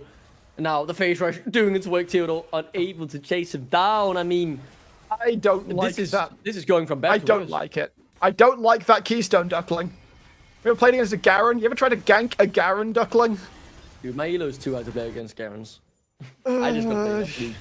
You don't see him much in Aram, that's all I'll tell you. Literally, he presses QE and then light speed goes away from you. Yeah, just like Lightning McQueen right by your side, right? Bro. Surely you can understand. Aight, bro. I am speed. Aight, bruv. Let me get this kill, man. Alright, man, let me get this kill. No troubles. As Keaton goes too far forward here. Bash coming in, though. I don't want to say it's over. This might be where they could get something because it feels like 1 kill was on the books, but instead no. Turned around on their head again. Oh, no, JJ now looking for the kill, but he gets taken down. It's a flip-flop back and forth, and it's Fourth Wall, who surprisingly come out on top. I mean, the game feels so much in 42's control that just Fourth Wall getting something is a positive. Absolutely, and now they've got to be able to shove in this mid lane. Chrissy doesn't have any mana, should be able to catch the wave just fine. But it does give a bit of breathing room. Does give a second for Fourth Wall to get the resets off, reassess their position in the game. Obviously, second Drake did go down to 42, but it's 4 minutes till that comes up next. Shelly is going to be what all eyes are on. Right now, I mean, they're still 3k down. Let's not forget that. When they're trading, if they're trading evenly, that is a boon for Fourth Wall. A big change I just noticed across the map, though, is Chris has just got his IE. That second item certainly adding more damage. This is the Jhin we know. That's really gonna add some more punch to the Jhin. But the thing that I'm struggling to understand at this moment, right? It very much feels like Fourth will have to expend so much to just get 1 kill over the line. Like, they really lack in damage, which is surprising with what they've built and how their team is looking. Crisis now the target, and if they can get him, that would be absolutely massive. He has no flash, he has no way out. He's gonna go down. That's a phenomenal shutdown into the hands of Vardags. Can they get even more here? That's just what Fourth Wall needed. And Aurora. There's no flash available on the Jhin, no dashes, no blinks to be able to get out when you're trapped between worlds. That means he will fall. Big shutdown being picked up by the side of Fourth Wall. Shelly will go down to boot. So this gold lead starting to look a whole lot smaller. Yeah, the gold lead shrinking a bit. JJ chilling down the bot side. Vantage might be in trouble here. Forced to flash. Big cooldown to burn as Rexit able to just pay a visit there with the Gleaming Quill. The tower will go down with the help of the 3 Void Drops they got earlier. The Herald into the pockets now of Bash. We'll keep our eyes on that when they eventually decide to use it later on. But JJ using his time here to just scale up and get more gold for himself. Same really can be said for Batusa, who's, just quietly skilled up on this rise because so much has been around Chris, right? You can see it's 6 out of 7 kills on his team and 0 assists for Batusa. Yes, JJ has been involved in 3 kills, but that's less than half, right? So these other carries outside of Chris has just been scaling and doing what they need to get into a strong position. And I feel like all of a sudden, like if they meet up for a fight, we'll get to see the real power that this 42 gaming roster has. Yeah, and what we saw here, that 42 is able to trade effectively on the map. They lost that fight in the mid lane. They had to give over Shelly. But in the meantime, JJ was bot lane taking a tier 2 turret. And this is why the advantage has not actually shifted back all that much yet for Fourth Wall. They need to keep finding these fights. They need to keep finding these catches. Of course, Chrissy has the cleanse, but it's not going to do anything about this Aurora ultimate. We need to be seeing situations where the entire map, or at least wherever Chrissy is going to be, is lit up, so Wantage can't find angles like this. Yeah, here Chrissy in trouble. How can he get out of the cleanse? It's good. Is it good enough to create the space? Oh, he's so fast. Survives for ages as Vardex dies in the meantime to JJ's visit. Romorp not coming in. It seems like Vatuso has stopped his opinion of joining. Instead, he's looking for the top lane, tier 1. Theodore was down there as well. I mean, Fourth Wall, they've got that target set on one man, and it's only Chrissy. That's all well and good, though, but they're ignoring Vatuso, who is now quietly, as you were saying, stacking up 4 stacks there on the Rod of Ages, has nearly fully stacked up a tier. He is going to become so difficult to kill. You can lob a little bit of magic resist onto this Rise as well, and like, what's Bash going to do about him? What's Wantage going to do about him? It's going to be all on Vardax to do that damage. And of course, with Phase Rush, as long as hard CC doesn't consistently lock him down, then he's going to be able to sort of space glide around these fights. You can just walk it off, right? And 15 seconds now on the solo with the ultimate. Yeah, the bullet time won't be available. I think the Aurora ultimate might be up just in time. Yeah, it's up sooner than I would have initially expected, but that's a cooldown to keep our eyes on. No flash really in any of the major carries. JJ sitting with his, and obviously Vatuso, but time will only tell if he joins in a fight. He's just hit the 2-item spike. What we need is Rexat to not get caught by another Between Worlds, and that might be a controversial statement, but what we need is the Jhin to just sit back, wait for damage to land, turn that into a Deadly Flourish. They want to fight this. TP now coming in. But it's on towards mid lane, so Wantage isn't looking for a flank per se. In fact, Rexat is the one who has the flank angle. Balmeef putting the damage down onto the Drake. He took the Herald. Yeah, Vatuso trying to poke him down. He's taking the Herald into the fight. He's gonna drive into the fight. This is absolutely madness. As Balmeef will be taken down. The Rift Herald misses, but they've still found a target in Chrissy. What are we watching here as the re-engage? Looks good, but the damage not there from either side to initially win the fight. Now the Kraken Call has been summoned, and the kills are coming through for the main man, the MVP of the second division. Chrissy picking up a triple. Could be for exactly what a Jhin would want, as Wantage trying to get something back, will find one, but a quadra kill is served as the soul point as well should go into 42 Gaming. And exactly as I was saying, Duckling, you look into this fight, Chrissy does not get caught between worlds. He is able to step out. Balmeef does exactly what he needs to do. He absorbs all the damage. He drops the impale. He is doing his job. Rexat comes in from the far side as well. And Vatuso, we talk about him again. He had completed the Seraph's Embrace. He was not killable by Fourth Wall. And as they run out of steam effectively, it's 42 that go, all right, my turn now. And Chrissy, who has been melting folks all game long, adds another 4 to his repertoire. 10, 2 and 2. Now has the RFC in hand as well. I really can't get over the fact that they play with the Herald by fight. Like the way they summoned it and then decided that was their engage tool. Absolutely phenomenal content there from Fourth Wall, but it did not help their position in the game. Baron now on the Rift as well, and that is a real possibility of losing that. So let's see. I feel like we're at a game deciding point, right? One big team fight loss and we'd be right back to where we were in game number 1, where 42 with a massive lead just comfortably could close out the game. Fourth Wall still have the miracle in their sights, right? In terms of they have the dream team fight, Wantage locking in everyone, and then just a bullet time on top of it. Grisen there to lock them up with the AoE CC. Man, the damage, full item difference between these 80 carries, with the Infinity Edge being there as well. Balmeef for now looking for the engage. Theodore being hurt quite a bit. That's a good ultimate, though. They find Chris, who doesn't have the ultimate, or not the ultimate, the flash rather. Still can't get out. However, now JJ has to carry the fight alongside Vatuso, and he can. He's really trying. Suicides forward, but tries to jump out again. The resets. He lives enough actually to get him out. Mad Lad there for jumping in, making it a 1-for-2. Still in favor of Fourth Wall, though, as they found the target they wanted. Investing some flashes, but it's worth it in the end.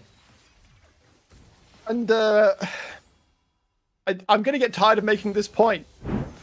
Wantage lands ultimate onto Chrissy, and Fourth Wall wins the fight. Funny how that works. mean, for a second, I thought that 42 were doing their due diligence because Virtuoso was on the opposite side of the fight to Chrissy, was standing basically between Chrissy and Wantage. But then he goes to join up with the rest of the crew and just leaves the Jhin to be caught by this Aurora. Great work from JJ to get the kill and get back out. But that's still sort of struggling to find something back after they'd already lost 2. What I really want to say as well, right, is we're seeing the fact that there are now so many damage dealers on 42 have had the time to scale up. Like the Tristana 2.5 items, the Rise 2.5 items, because even if you manage to take out the 10 kill, absolutely humongous Jhin, well, the fight isn't won at that point. And you can see JJ and Virtuoso fighting back, making it a close and hard-fought battle there for Fourth Wall to be able to come out on top of that fight. So just shows there are still more angles that they need to be wary of. It won't be enough, I think, in the end to just kill Chrissy. They need to get more than that. And that's my big question mark. Can they make that happen? Because it clearly, like, they can select one target and kill him, but I'm not sure that'll be enough in 5 minutes' time. That is my concern as well. 150 until potential soul. I mean, Cloud's not exactly the Barnstormer soul that we'd be looking for here. It also means that I don't know if 42 care too much. And if Fourth Wall overcommit to getting that Drake, it could be a moment where 42 are like, okay, well, we're just going to sneak away a Baron and not really worry about a single Drake. Yeah. And I mean, normally, right, you look at the genetic currency, you take Barons quite slowly, but on this team, you also have the 80 carry Tristana, and you have a Rise to help you out, so you can cut through pretty quickly, and that's, I think, something that I want to keep my eyes on as well, because we've seen 42, when they decide to do something, they are very decisive in their decision-making, and they could certainly look for something like this, where they try to corral Fourth Wall into a position that they want to have them in. Theodore in trouble, but obviously the Ragnarok will keep him safe for now. Let's see. Chris is caught out yet again. How do they keep finding him? What is happening here? Now JJ finds one back. Now we have to look at the carries of 42 who can still keep them in the game. But Vardex dishing out the damage of Virtuoso who can't find a way out. They've lost 4. They've lost the Baron here. Fourth Wall right back into it as they just brute force their way to a team fight victory. And again, Wantage sneaks on through with the stealth, puts it down on Chrissy's head. I don't know if his flash was up at the time, but the follow-up CC was quick enough that they are able to secure him, and from that point on, 42 were too split up to make a coordinated defense happen. They take the Baron, they slash the gold lead in half, if not more. And now Bowie, he was looking in. Okay, so CC landed on Chrissy from Grissom first. Then it got followed up by the Between Worlds. But you can see there's a wall between the two sides of 42 here, and they're not able to efficiently coordinate. Vardax takes no damage in the fight, is able to completely run it through. And now we look at Fourth Wall, now only a K behind, now ready to take the Drake, and is not scared about losing a Baron for it, because they already got it. Certainly lack of ultimates here for 42, but there is no bullet time, and maybe that's all that 42 need to know to contest this Drake, but no, instead the Cloud, so as you said, not the most impactful, so they'll give it up. Don't want to mess around with it. Instead, JJT being top to try and push in this wave. Then Baron buff, not on the Vardex recalling. Still thinking about the trades, I like it. Yeah, I mean, they're keeping their mind in the game. Yeah, so in a situation like that, they are keeping their head. They are realizing that, okay, yeah, this Drake is just going to go down. There's not too much we can do about it. Engage here. And what about Tuso? Yeah, he's just gonna, he's cooked that. There's nothing he can do to get out. This Rise struggling to have the desired impact despite being left alone for quite a huge portion of the game, I want to say. But Tuso unable to have that magical team fight. At least, though, it relieves the pressure from Chrissy for a little while. Now he can't get caught out that easily. Also has the flash. I mean, it is just the most important cooldown to look at for the rest of the game. I feel like if Chris has flash, it can change quite a lot about how the fight will be played. The cleanse, obviously, also nice, but the flash, the big decisive summoner that can have a huge implications for the team fight. The gold has narrowed Fourth Wall, this time the one punching back from a deficit of the series. Again, looks like it could be brimming with life and multiple games, but still yet to have a decided winner. And if 42 comes out on top, that might be the backbreaker for Fourth Wall, being that close in 2 games and having a feel like they might be in it. Only to lose 2 games would be rough, so like they're definitely in it though, because the gold lead is now really gone.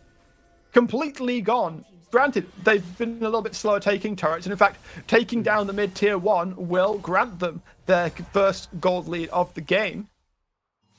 And they've got plenty more time to do stuff as well. Baron still has a good chunk of its duration left. It's 3.5 minutes until the next Drake comes onto the Rift, and so as long as Fourth Wall don't skip steps, and Vardex is able in this situation to stay safe like he is, then they can continue to wrest control out of the hands of 42. It's going to be a long while of 42. I mean, they still maybe want this top lane tier 2, but they have to do their due diligence. The CC chain is good on him. Removing him would be absolutely massive, as Chrissy could breathe a sigh of relief. Instead, they back off. What a game we've been delivered here so far, right? We've seen these games go back and forth. Game 2 often so decisive in a series bracket in terms of who will get momentum. Yeah. A team 2 ahead. You really get the feeling that this could be closed out quickly in a 3-0. But for Fourth Wall, especially the way they feel like they can actually compete here.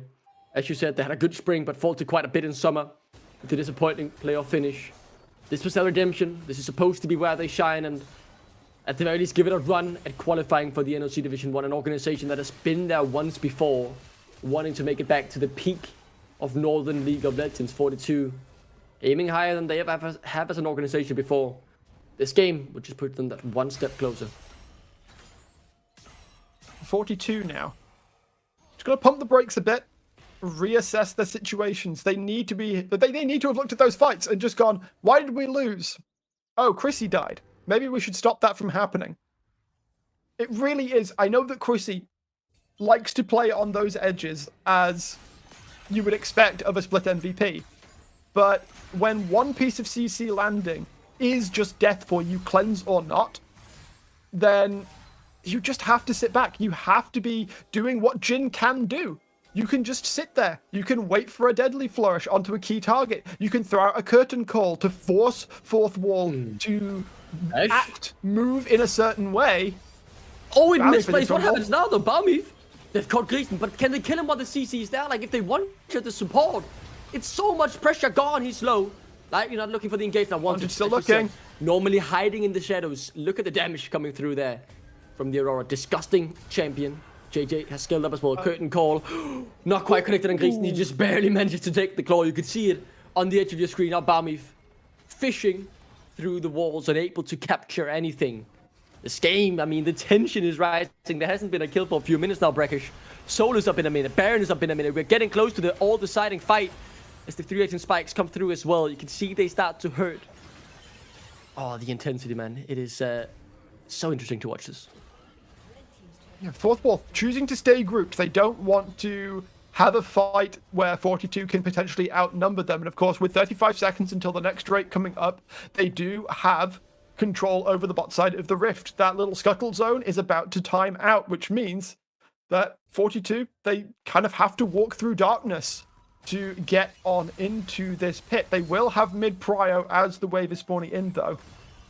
Instead, 42, they might look to call that bluff. They step up into the top side of the river. Baron will be coming up at pretty much the exact same moment. Rex's caught, though. They want Rex and Yash to say that is their target. TP coming in as well from Vantage. Yeah, it's the Drake that they're prioritizing, you feel. How will they deal with it? Can the Aurora just sneak it away? Oh, we're at a breaking point. You can really feel it. Baron, Drake on the Rift. Soul for 42 if they get it. But Fourth Wall want to respond to whatever 42 decide. Their decision to go on the Baron has now been started, but they quickly pay off despite good damage on it. It will reset back to full. Vatuso marking Wantage. This is what we need to see. If that Aurora is off vision for any moment, Chrissy cannot be allowed to step forward. And look at how far back he is. He is respecting the fact that they cannot see the Aurora, but Wantage still looking off to the side. Balmif going through the wall with Extel's edge. Look at the summoners across the board. Flashes available. So much waiting to be blown in this one fight. The gold, just 400 gold between these 500 now. But it swings. It is absolute micro difference there in the gold. With both important neutrals up. They found Chrissy yet again. He's forced to use both summoners. He is running for now, but Theodore is on the chase. Rexat now trying to find the angle in the fight. He's out. As 42 have lost their jungler. Vantage has found Chrissy. Can he take him down? Not quite. Hasn't quite got the damage. And the damage isn't there. Oh! Chrissy outplays it. That is absolutely mental. The AD carry still alive. This could be just what they've wanted. The mid laner, the one who's able to one-shot, gone for fourth wall. Such a decisive fight, balancing on a few slivers of HP of Chrissy, who's now turned his attention to the Drake. That will be the soul for 42. But the fight still erupting. Clearly, they don't want to know or let fourth wall know that this is going on. They prioritize pushing down the mid lane. We are balancing on a knife's edge here, Brackish. Did you see the HP between Chrissy dying and Vantage living? Pixels, Duckling. Insanity. I want to see that in a replay. Yeah, so I love this from 42. They push out the mid lane. They know that Chrissy is going to be more than happy taking the Drake on his own. I was so worried for a second there. We saw Grissom come and the cleanse out of Chrissy. He is able to flash away from the Between Worlds. Theodore chases, but then gives up. Chrissy stepping back forwards. Vantage knows that he needs to take out this Jhin. And it's so nearly there. The burn was coming through. Chrissy, I think, knew that he was dying. The healing coming through, I think, from just the minions dying. And is able to survive. We're talking just long enough with the auto attack that heals him 33 HP. Barely enough to tank one more auto. Then he gets the auto off, heals 40 HP more. That is just enough to tank the other auto coming in. They now have the soul. That is absolutely insanity. The fact that he survives that. The Baron, though, still on the cards. And just look at the summoners blown in that last fight, man. So much used. They are fighting with table scraps, but they do not want to give up. The Baron still being started. Yeah, but he's just Vatuso, he could be looking. Doesn't have flash. Vatuso can look for the TP. Vantage, can he find anything? No, he cannot. Rex found everyone in the fourth wall. Have hit it again. They can't win this unless Theodore brings out the magic, but it's not happening today. 42 can be pushed and they can be shoved around with, but at the end of the day, they will punch back harder. Time and time and time again, these fights have come through at fourth wall's whim. It's Vantage who has time and again been finding Chrissy. This time, 42 definitively say, no, you are playing to our tune. Chrissy goes mostly untouched until the end stages of the fight, where even if he dies, it doesn't really matter all that much. Vardag's now caught, CC'd, locked up, taken down. Grissom, you can come back out onto the rift, but can you kill anyone? Can you deal with all these minions? I don't think so. Doing a good job, but Chrissy's got one thing in his sights. It's the Nexus. It's the match point. And they're looking to try and advance through the NLC Div 1 promotion. A banger. And the implications of that game, it feels like this is a big decider. That they're really solidly you said it, putting the momentum in 42's pocket. Absolutely. And now we get the real test of who Fourth Wall are as a team in this third game. Obviously, they still have side selection. They now have 2 games to have locked in to understand how 42 play as a team. If they can leverage that information, there is every possibility that they could mount a reverse sweep. But, yeah. I mean, when you're at the bottom of the mountain, and the enemy team is already 2/3 the way up. And especially losing in that fashion, right? I think Vantage will be looking back at that fight. Like, I almost want to see it again. I don't know if we can put it up right now, or maybe we'll look at it after the break. I want to see that fight again, and I just want to look at Chrissy. Because, as you say, where did the HP come from? He got 28 HP, which I think saved him from somewhere where I don't know. Maybe the minion dying or anything. And then the auto attack that he managed to get in just before Vantage, with the life that he had, barely just enough to survive. And the thing is, right, it's important that he survived there. Triumph is also something that I'm being mentioned. I hope we can take a look at it after the break, because I really want to get into the nitty-gritty of what exactly just happened there. Because pure insanity that he survives that. And yeah, 42 Gaming just one step away from advancing into the second round. And at fourth wall, yeah, backs against the wall. Let's see if they can bring out the miracles right after this break. That is crazy, man.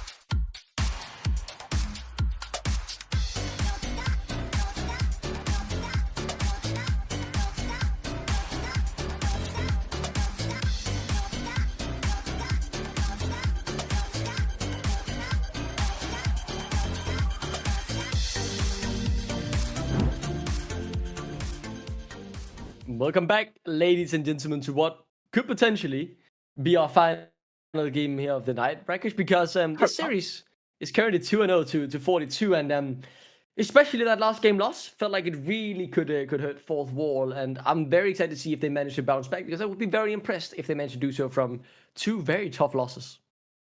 Yeah, absolutely. I mean, I said before the break, this is kind of going to be the measure of Fourth Wall as a team. It is now very literally do or die.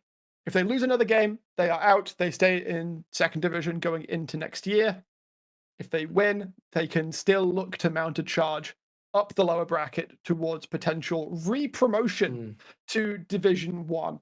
But specifically talking about Game 2, it's something that, I mean, just like as we were coming back from the break, I asked a question, and it was, I don't even remember who Bash was playing that game. It was the Udyr, of course. Yeah. But despite a joke from production about how Aurora was the invisible one in that game, she very much wasn't. It kind of felt like Bash. I mean, he did some damage. Wingborn Storm has some very crazy AP scalings on it when it's been awakened. But it felt like all of the big engages were coming from Grissom and Wantage. Like, all of the catches on Chrissy, all of the fights from Fourth Wall that mattered were not being set up by Bash. And I need to see him on something that's going to be more of an active threat. Yeah, and I think it's a really good point of bringing it right, because looking at game number 1, Bash was one of the standout players for Fourth Wall. His Amumu game was good. He found some good engages, 3-man ultimates at multiple times, and obviously that's a really good sign. And I mean, while he did some damage, he didn't have the same use. I mean, imagine having an Amumu on top of what they already had in that game before, right? I think there would have been a lot of use for that. I don't know how far we are from getting into drafting this time around, but I'm excited to see the adaptation from Fourth Wall, because as we discussed in game number 2, I mean, they certainly adapted after their first loss. I think this game number 2 went very different, right? It was 42 who was ahead, and then Fourth Wall clawing themselves back into it to then just lose it again. Whereas game 1 was a very different trajectory. So, I mean, both these games have gone differently. The same thing being, though, that the outcome was in favor of 42. So Fourth Wall choose to stay on blue side for game 3. I don't hate it. I do think the composition they put together was good. Bands looking quite similar right now, of course, in terms of order, not, but doesn't really matter terribly. In fact, I wouldn't be surprised to see a run back, at least on bands. I do think that the Udyr needs to go. I do agree. But for the most part, the Scardo's okay, good. So the 6 I is do left like to open. see this. Do they maybe want to take themselves to try and flex this? I think 42 can kind of call their bluff. like Vardags clearly didn't want it last game because they banned it and just went on to the MF instead. They're going to take away the Olaf from Theodore, which means that not only we have the Lilia up, which both junglers should prioritize highly, would not be surprised to see fourth wall first pick it. MF is up and available, and the Ziggs is up also. So potentially a bluff that's not paid off for 42 here. I think maybe they thought that Vardags wouldn't go for it. Of course, there are still ways to deal with it. I think it comes a long way to be able to deal with grubs early. Of course, blue side gives the advantage for first set, especially. But as long as you can deny that second set, then we shouldn't see what happened in game one, where 5 seconds of Ziggs near a turret caused it to fall over. And the Lilia was something I was expecting to see. Balmeath, especially towards playoffs, for most of the regular season, he stuck mainly to Sejuani, was very, very good at it. But started playing more Lilia towards the late stages of the split, looked also incredibly good at it. And this does set up a potentially nasty combo with the Jhin that if a Swirl Seed ever lands, you can follow up immediately with a Deadly Flourish. You can drop the Lilting Lullaby over the top. Now that's something different. Hello, Hecarim. Looking for a potential backline angle.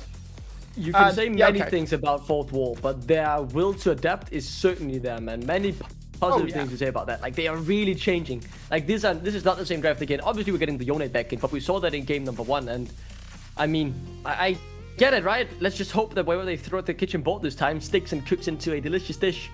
You mentioned the Garen earlier. Won't be happening, sadly, as they do lock in the Renekton instead. So blind picking now for Vatuso, which will give them a chance to try and ban out more of Theodore's champ here. Theodore's someone who we didn't see much of in the second game in terms of how much we saw him in game 1, right? We saw him really be a strong force in game 1, and just like Bash, he kind of was a lot more hidden in game number 2.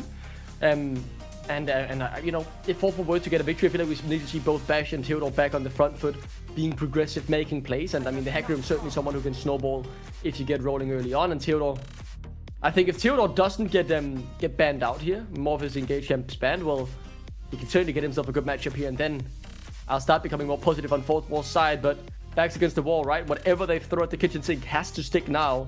One more loss, and not just the split is over, but their whole year is over. There's nothing more to play for, no second chances. This is the second chance, and they are on the brink of elimination. So, Aurora is still a potential option. Do they think this will go mid, maybe? Like the JJ has played a game of Renekton mid.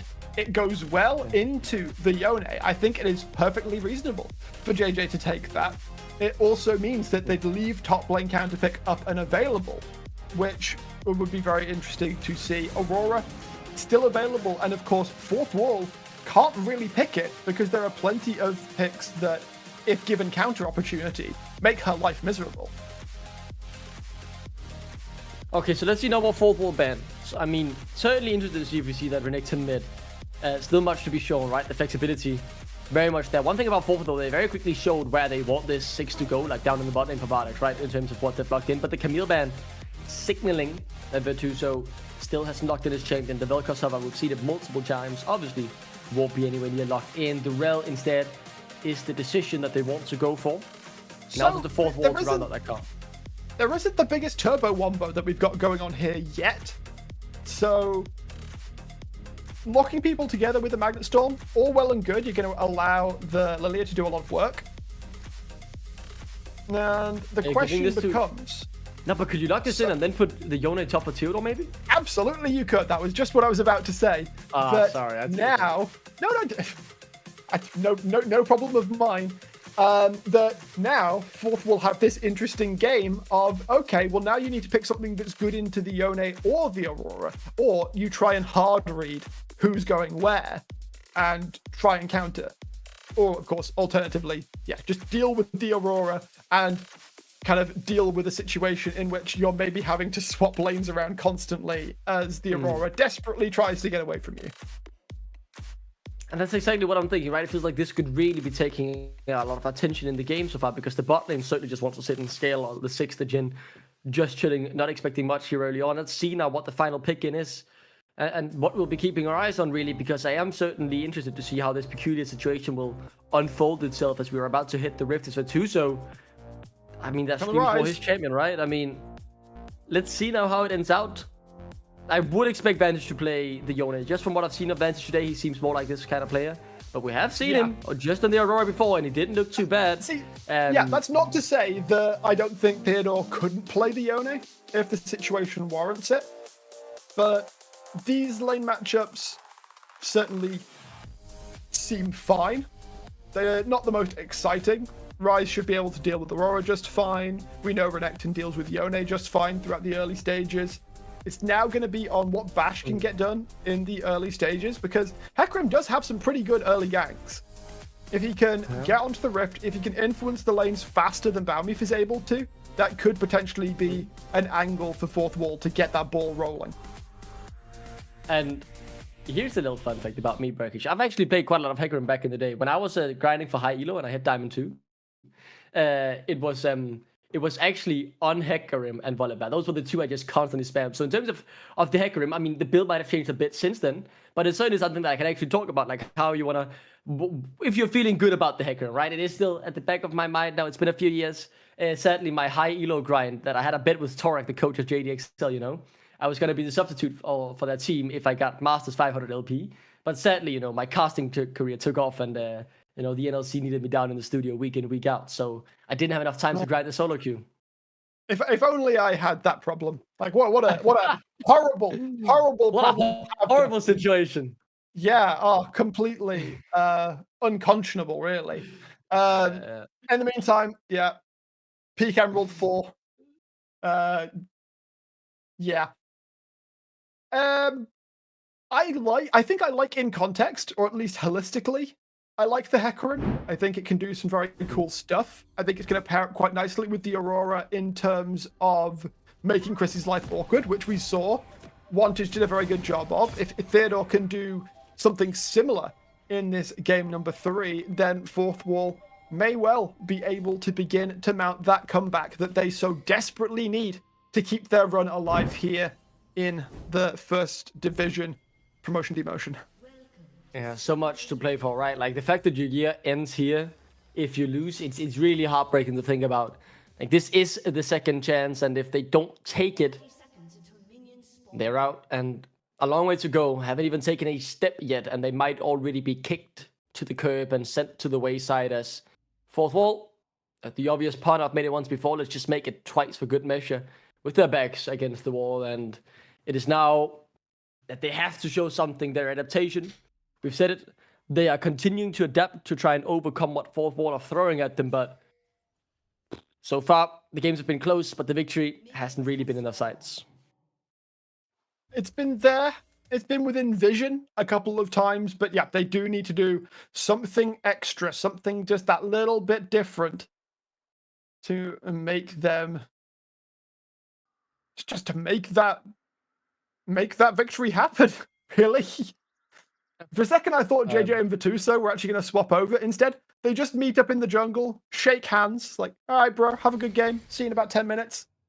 As they will go back to their respective lanes. Do you think that... we might be looking... Yeah, go on. I was just going to say that, trying to put the Renekton into the Aurora sounds like a terrible idea. So, happy with the lane assignments that we are seeing here. Chrissy taking a decent chunk of damage here, actually, as Grissom is going to be targeted. Yeah. I mean, the is obviously not that strong level 1, but Chrissy taking a lot of damage himself. The Fleet Footwork will, over time, help keep him safe, but Vardax obviously happy with the 2 potions and the biscuit already being delivered there. But our eyes right now on the bot lane, but my head is also occupied with what we're seeing in the mid lane and top lane, right? We're talking about, will we see this massive movement between the lanes, trying to find the matchup that works best for your team, and how will that really pan out as JJ? Okay. Yep. More than just we saw in game 1 as well. Okay. Got a push, left lane, got a ward down, so that they have perfect knowledge of exactly where Bash is at a given moment. He is clearing slightly faster than Baumif right now. Does mean that he might be able to show up and influence bot lane just that little bit sooner. But as long as 42 are aware of that fact, as JJ dices away from the Mortal Steel. It's not getting the greatest of Holding my trades here. breath here. I mean, good trade from Vantage. Knock up there as well. I mean, the Rexon not thriving as you might have expected in this matchup so far. But I mean, it's one good trade. You know, things will go back to balance eventually as Vantage so far enjoying his time. That he is. 42 do have the slight push advantage in bottom lane, which, considering there's a Ziggs present, means that basically fourth wall of letting them have it. I think potentially to try and bait them in a bit. However, the ward set up in the tri-brush means that Bash not going to be able to get anything to happen here, and may actually lose out on the first scuttle crap, because Baumif, of course, not trying to influence that lane, will get there first. I think he might have stolen taken that it. right, actually. I mean, the Does hacker manage to get it. someone who JJ's likes cool. extended trades. Never mind. Okay, this is a interesting situation. Seems Bash like they're just really out wants it. bot lane. This is an engage that they could commit to, though. Yes, there's a flash on Griesen, but oh, it's enough. Chrissy has already used his flash. I didn't see when. Just now it seems Damage like is the there, though. Vardex sidesteps the re-engage. The first blood secured by Rexed as Vardex falls. He has the TP to get back in. So many TPs in this game. 6 TPs on 6 out of 10 champions as Baumif. Now looking for Bash. I mean, this is a fight that Bash could actually win. I don't know what Baumif is thinking here. The Hecarim very much likes to have his Q stack up. The Flash now forces as well. The Ghost has popped Bash. Reads the situation well, but Baumif also playing it well in return, though. Could go down here. One more auto. As the soul was unbound, the kill was secured. Advantage. Happy with that one. JJ far too low to move out of mid lane to try and help. The healing is going to be enough to keep him alive in this lane, but really just needs to get a reset off, as Vantage is going to be so much stronger coming out of base after picking up that kill. Well, not so much a quiet game as we saw at the start of game 2, Duckling. Yeah, I mean, we've already had more kills than we had in the first 12 minutes, I think, of the game we had just before. Chrissy now in the mid lane seems like they want to make a surprise move here, as they likely expect Vantage to overextend. Never mind, they just showed their face, I guess. Regardless, though, does JJ still die? No, Griesen might be able to take him down. Again. Try to get in. Dude, what are we watching anymore? Like, what is happening? Okay, Chrissy gets the kill on Griesen. Made in real time. Yeah, another TP bot lane to catch the wave. Actually brilliant, I guess. Okay. I did not notice that Chrissy had taken TP this game. Honestly, I love it. He does not feel particularly threatened by the Ziggs. Kill pressure is very, very reliant on Griesen landing a combo, really. And now Rexat comes back into bot lane. Vardax cannot step up to the wave. This is actually crazy, man. This is really, really interesting to watch as they move across the rift. Okay, so what's next now, right? I kind of want to predict the next move. Yes, there are neutral objectives on the map. Could see something there, but with the way this is progressing, anything can realistically happen. As standard trades. Break on the drop. Okay. I mean, the standard trade does feel like it's something that they could go towards, although Baumi moving towards the top side. Maybe they try and catch Bash as he comes out towards the grubs. JJ was spotted, so they've got to know that Baumi is awaiting. JJ, not quite sure why he's engaging here. We'll take a bad trade. Oh, that is why he's engaging. Yeah, the friends have joined in for a bit of disappointment, you could say. Nothing really coming of it, but both supports rotating up shows a clear indication that the Void Grubs are the initial target. Bash so far hasn't been able to get what he wants from this Hecarim. Like, a few kills would really just help accelerate him. He's not by any means behind, but these group up scenarios without the ultimate, not ideal for him, as Theodore takes a bit of damage. 2 Void Grubs already killed. You've got a third here, or could deny the third rather, get the first or fourth wall. Assignment understood that by 42. We were talking about 6 grubs on a Ziggs and how you don't want that to happen. So 42, they commit numbers towards the top side of the map. They get 2 of the first 3 Void Grubs. Of course, they only now need to get 1 more to guarantee that there will be no Void Mites spawning. So we can look towards the bottom side now. Of course, neither of the junglers currently prioritizing the Drake because their second respawn, especially of their buffs, is coming through. JJ is okay. Oh, what's that? Oh, okay. So that's what happened. Now Rexit looking for Theodore. Trouble, though. The CC there, but there is a flash, so Theodore should be able to get out. Here comes Bash.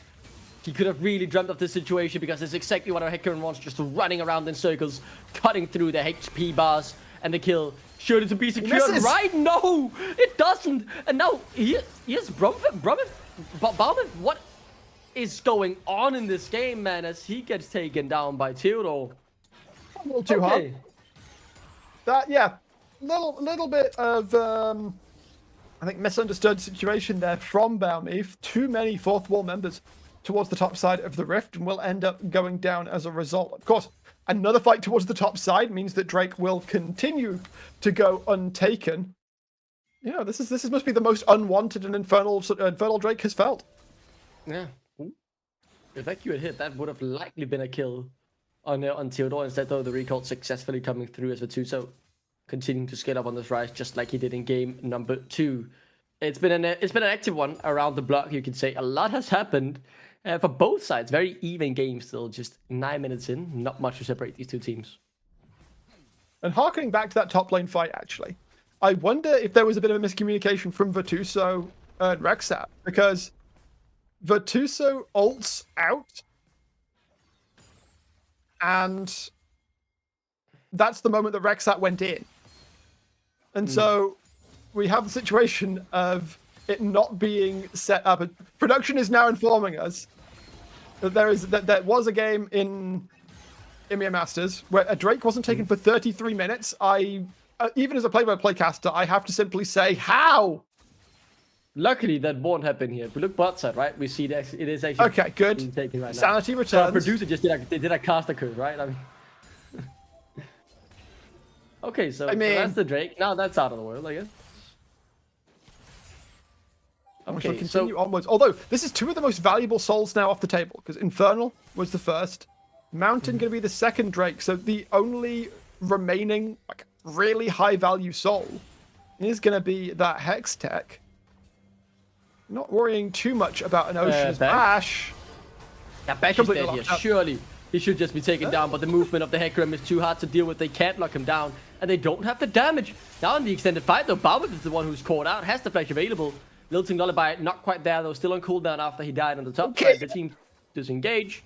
No one dies. These fights are getting weirder and weirder by the minute, man. I am allergic to these team fights, man. Nobody dying.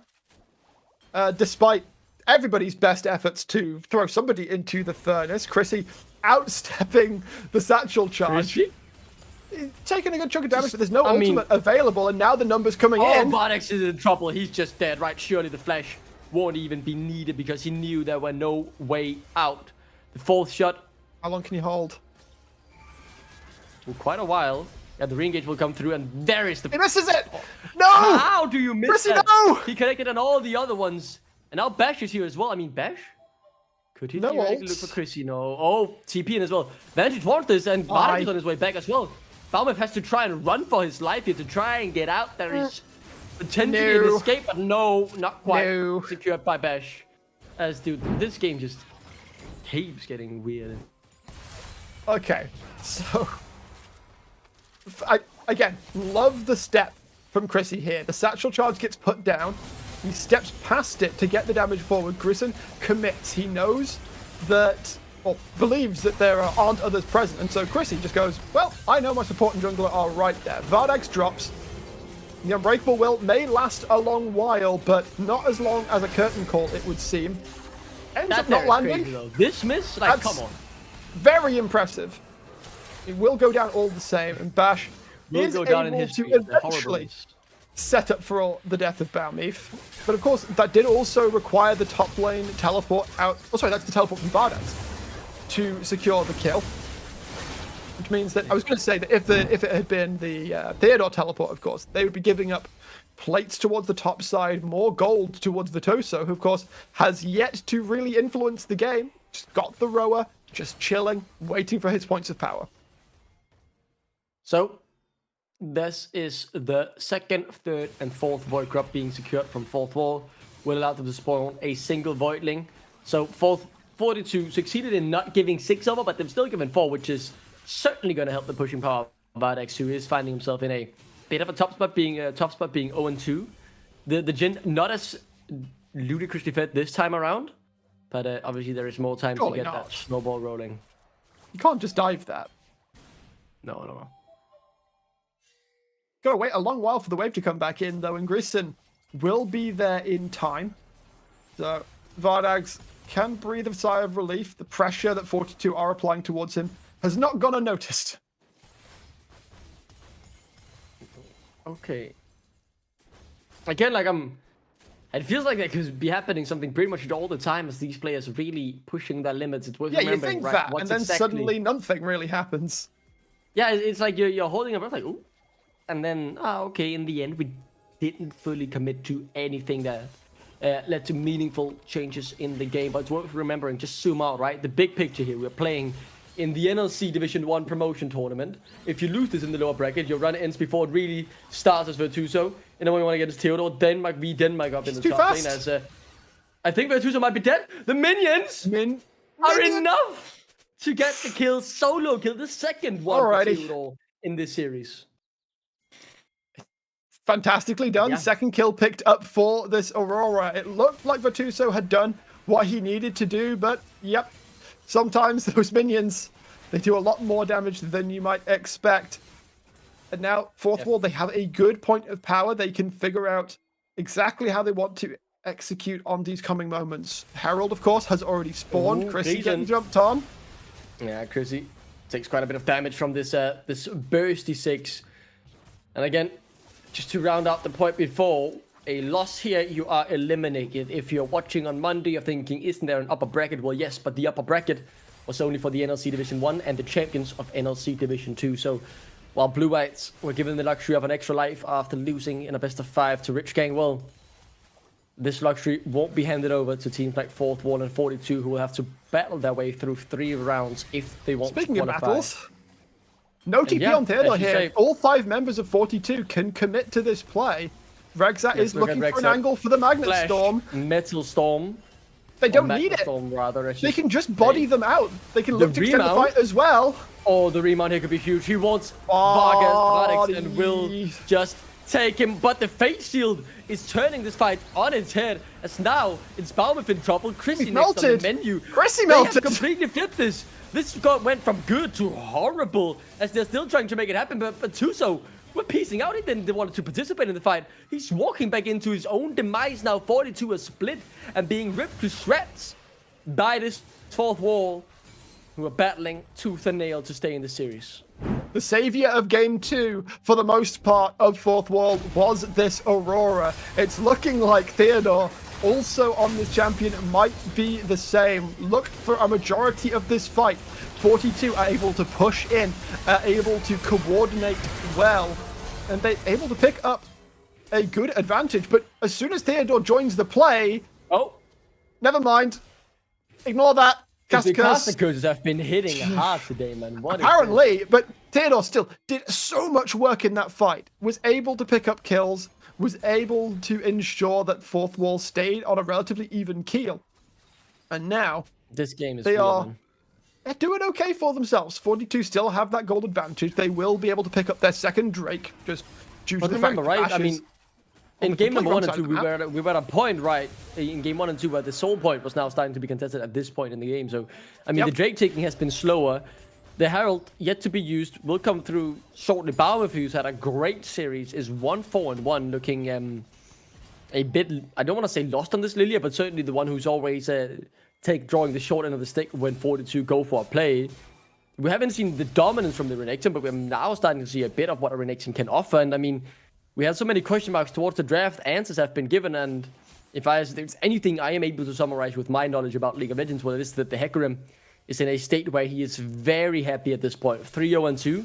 He's in a point of the game where he can really destroy people when he gets the chance, and this is just another example of that. JJ will be locked up for quite a while, but Bash will not let go, so the kill should just come through. But there is potentially a counter move here from 42. They want to get something back, but will fourth wall allow it? No. Not able to get anything done. JJ survives for a good long while, but this is a situation that you do need to be worried about. Hecarim can get around the map so damn quickly that he can appear where you don't expect him. So you're going to have to play more defensively. Yes, you want to push this advantage, but if you do it a little bit too much, you know, if you get a little bit too high fee, that advantage can be snatched away from you in an instant. We saw it happen in game 2. 42 were considerably advantaged. Chrissy was looking nigh godlike, but time and again, Wantage was able to find him. Fourth Wall were able to pull back the gold. They were able to come to a nearly even state before the game fell apart.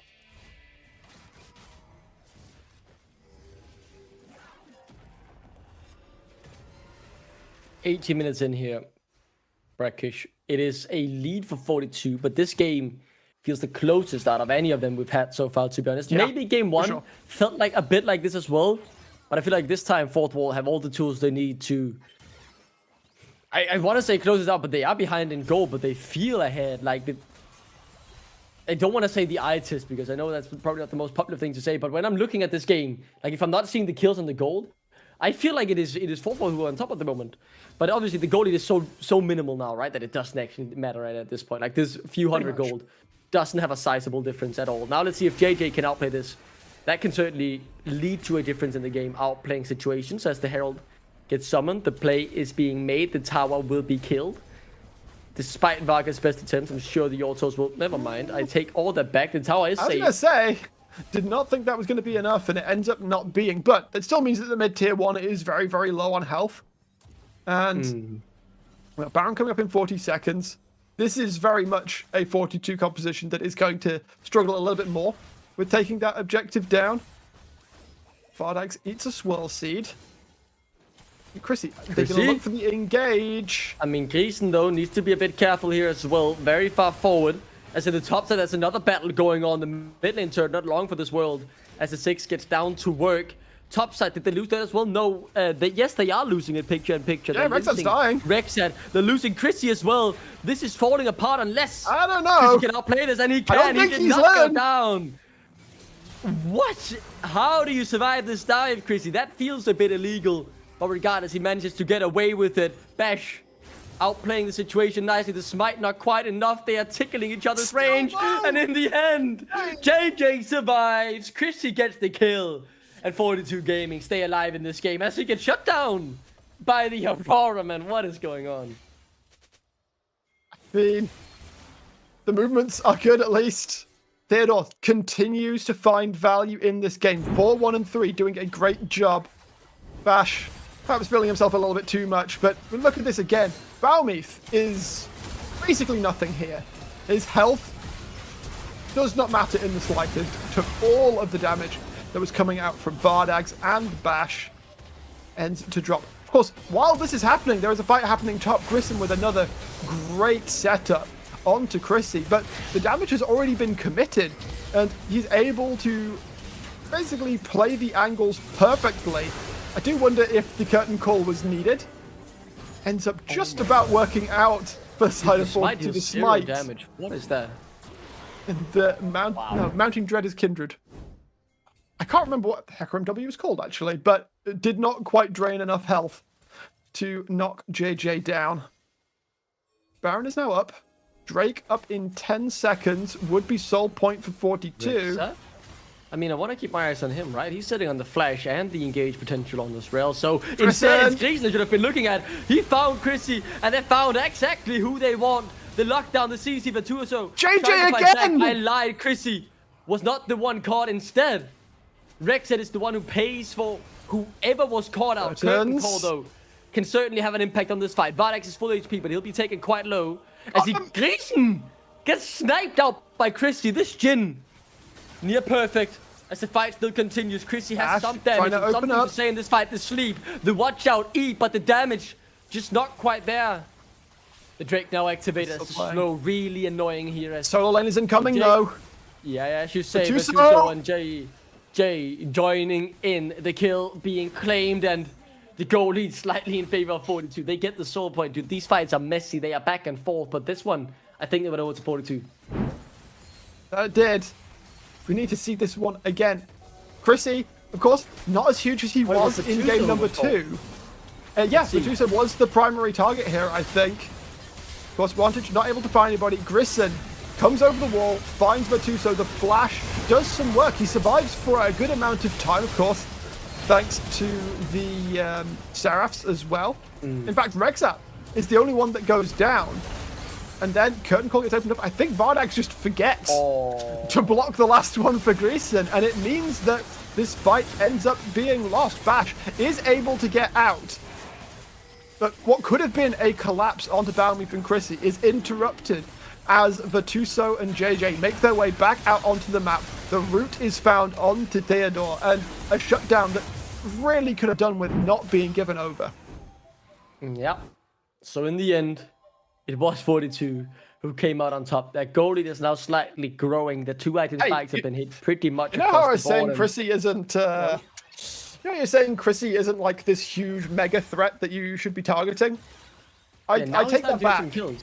Yeah, he's starting to really scale ahead, right? Especially when he gets that 3rd item, the IE likely to be finished next. Actually delayed it, which I really like in this game where he was not turbo ahead. He is still like 2k up on Vardax, but instead opts for the RFC second so that he can more easily activate Deadly Flourish for himself, more easily find 4th shots onto exposed targets.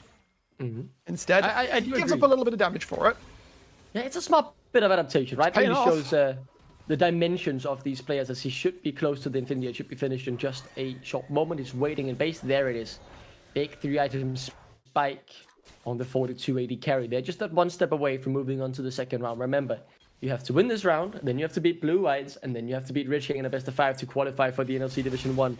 Only 1 spot to play for. 42 have done it once. They won the upper bracket final. They got 3-0 in the grand final. We talked about that, but they may have learned. And of course, they have a long road to travel, Duckling, as you said. This series is not over yet. After that, still got to face down Blue Whites before they have the privilege of facing Rich Gang again. And the Baron Dance. That's what's coming through right now. Vision being traded back and forth. Vantage trying to push out bot lane right now. Of course, has the TP available. They're just looking for these angles. They're just going to pull the trigger, actually. 4th wall. They're calling the bluff. Balmy, of course, is still pretty squishy and can't necessarily commit to the play. In fact, they're just going to needs to flash so they could TP in. Yeah, I should say Balmy needs to flash this, but they're continuing to take it.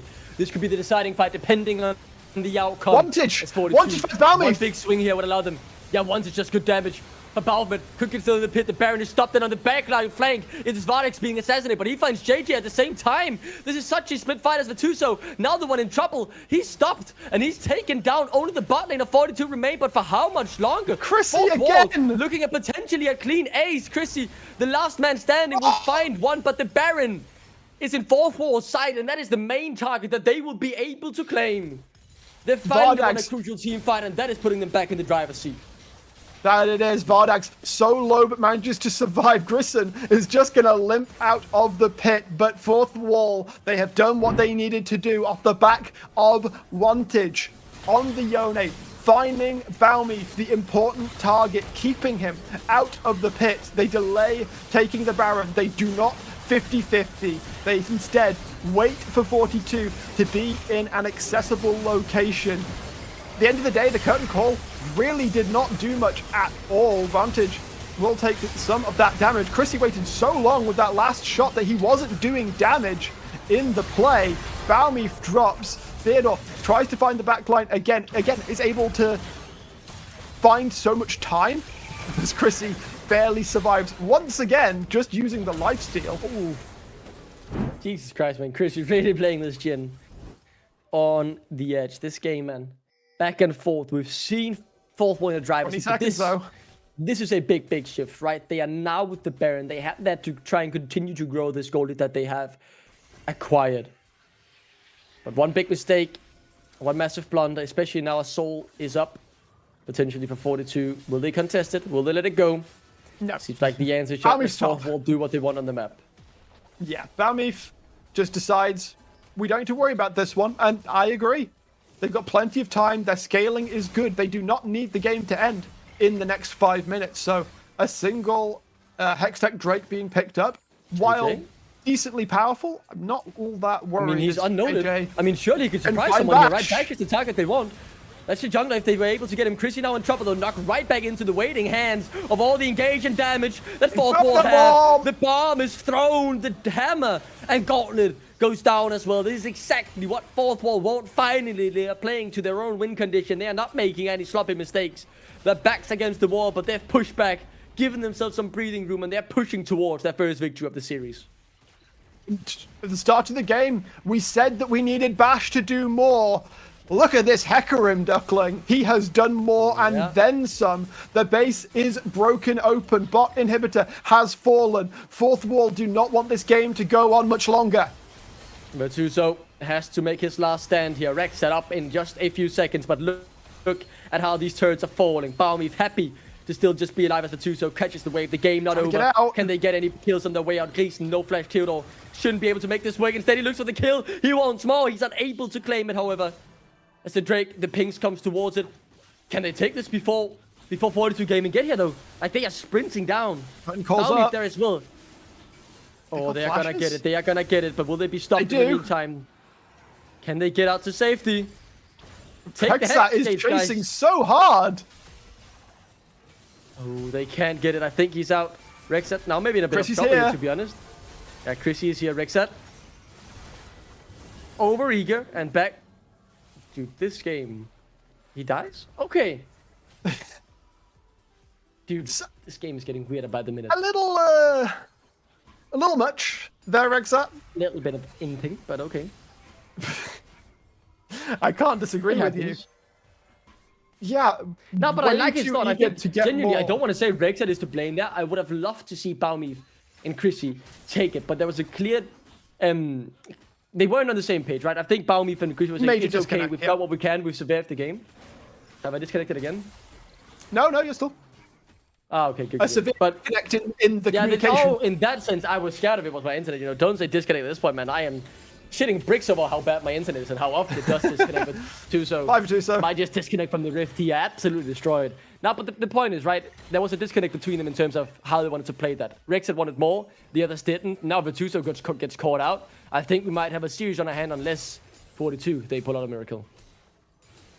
There's still plenty of standing gold for fourth wall to claim, however. 35 seconds on Virtuoso. If they can hold the line long enough, then they may just be able to play this one out. But their wave clear is not great. Like, even with the static shiv, Jhin is not known for wiping out minion waves. Grison trying to go over the wall. The wave won't last too long, but they don't really need it to last all that long. I mean, there is the one chance, right? I mean, the Lilia flash Q, you put 5 men to sleep. As long as you don't do a TSM 9 man sleep, it could certainly help your chances of winning. But instead, this has been the difference of junglers. I mean, I don't just want to say junglers. It feels like the rest of fourth wall have stepped up as well, right? We've seen big moments from pretty much every player here. They've started to read from the same book. Maybe it's the miracle story and the reverse sweep that they are trying to pull off as Balmif caught out, taken down. Rexat is next. The damage trying now to come through. Virtuoso is back now. Side of 42, as you say, Virtuoso's back. Rexat is out. Jay is in the front line. And that is 2, but the fight still balancing on that knife's edge as Theodore wants to turn it around. Chrissy, he's bleeding. He's gonna go down here. It's now Virtuoso, the only man remaining. He's gonna get CC'd. That realm wall will not get you out to safety. This could be the game unless Virtuoso outplays it. Bash takes down his brother in from Denmark. 20 seconds. I think he can end it right here. It should be. There's plenty of time. There is a minion wave there. TPs won't be necessary. Bash has been so strong. Balmif will be up 8 seconds time. I do not think this Lilia can clear out the waves quickly enough. Not when Bash is doing that much damage to the turrets. Will be able to knock it down. He needs to play this through. Swellseed comes through. Lilting Lullaby's not up. I mean, Baron's up in 3. He doesn't want to die if he gets caught out now. That's potentially that gone, but now the Nexus is wide open. The game isn't over. The game isn't over. A fourth wall so close to pushing it to game number 4. I can't believe this. Okay. So, the situation here, Grison doesn't have to do much, in fact, because it's the onslaught of shadows out of Bash once again that pulls Balmif out of position. He gets removed. Rexat and JJ, to their credit, survived for a long time. They allowed Virtuoso and Chrissy to do a lot of work. But look at Theodore here. He turns the entire fight around. Yep. The ultimate massive delete. Shreds Rexo. Chrissy. Chrissy gets destroyed by it. If he gets one more off, maybe there's something to be said. I mean, Virtuoso crucially decides to switch target because he can't kill Bash, so he goes for Varda's Crusade instead, essentially saving the game for now. But for how much longer can they keep this going? The Baron is so low. Who's in the pit to take it? It will be Bash who secures it. The sleep comes through. Look at Theodore. He's too far forward, I think. He gets good damage down, but he will be killed here. No, the flash is phenomenal, but not perfect. Bash finds Chrissy, and that should be it. Now with the tail tucked between their legs, 42. Fleeing back to their base. 4 members running down mid lane. They've got the guys in their sights. They want to take that first step towards the reverse sweep. But full HP boss. 4 items on a rise. So much there as well to set it up for Virtuoso. Instead of going down the bot lane where the inhibitor is as well. 20 seconds. This is it. This has to be it, right? But forward goes wanted. It might be too far forward. He doesn't go down. The damage from Bash is massive. Finally wanted fall. The Nexus still not open. You haven't gotten the inhibitor, guys. And Virtuoso throwing out the Qs, the damage, everything he has in his arsenal to try and keep this game alive. Vardax is hitting the Nexus. They can't stop him. Gleason is holding them off the Nexus. It's in their sights. The game 4 is secured. The series continuing to delivers. Fourth wall will not go down without a fight. And I can't believe it, Brackish. They did exactly what was necessary. I asked Bash to do more. He must have heard me because that Hecarim was absolutely apocalyptic in that game. Found the angles time and time again. Found the picks that were needed. And yeah, that might have been a close finish. There might have been some scary moments, but Fourth Wall are still in it. That was absolutely crazy. Fourth Wall keep their hopes alive. With that, I just want to throw it to a break. I want to get close to game 4 as soon as possible because this series might have more in store than I initially expected.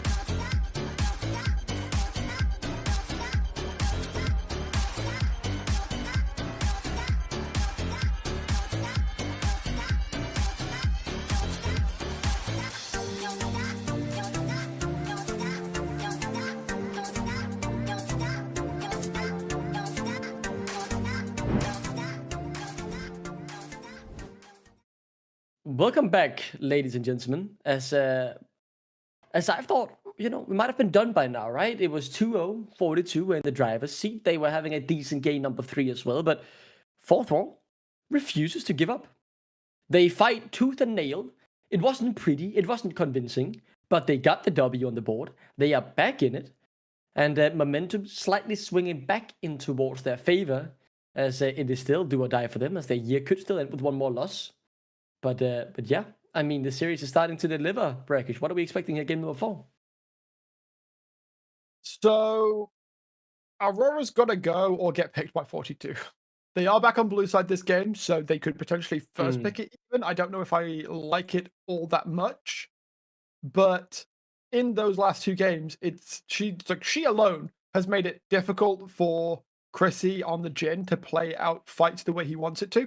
Now, of course, if the Ziggs is left open again, then they can just pick that, and Champ's kind of unfair, so they could potentially work around it that way. But if they specifically want to continue using the Jhin, then I either want to see Aurora on one of the solo laners of 42 or just on the bench. Oof. Dude, I am very excited to see what happens now, right? Because we've so far seen Fourth Wall constantly adapting on the back foot, trying to throw everything at the kitchen sink to see what works. Now those questions and thoughts, we're looking over to 42. I mean, they've had a pretty safe draft so far, right? They've only really changed what they've been forced to change, or when the bench have to made it so that draft had to change in any meaningful way.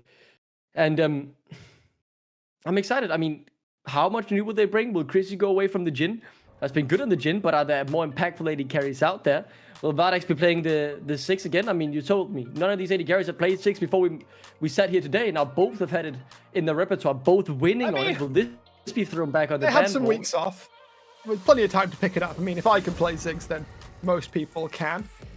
Still going for that Warwick ban, R42. But I mean, you do have that luxury when you are on blue side. And Fourth Wall, remember quite well what Rexat did in game number 1, so that being banned doesn't surprise me too much. Olaf ban as well. Yeah, I wonder if they want to do Aurora on 3rd ban, but you're giving over a lot if that's the case. Skarner gone, like to see that. But surely they remove it now, right? Like, that's what I'm thinking. Like, you have to do this now. You're in a position, right? And the big thing for me about this Aurora and now letting it through was the fact that both Vantage and Theodore had good games on it, right? It's 2 games in a row where they've really struggled against the Aurora. And I feel like that has been the big wrench into their plans. Yes, Bash had a great game on the Hector Rim, but this Aurora, like the space it can command and just take in a fight, really disrupting how 42 Gaming have been playing their fights and letting it open. I mean, are they gonna lock it in themselves? So, reminder, 42 are on the blue side. The play names are the wrong way around, but it's still the situation that we see.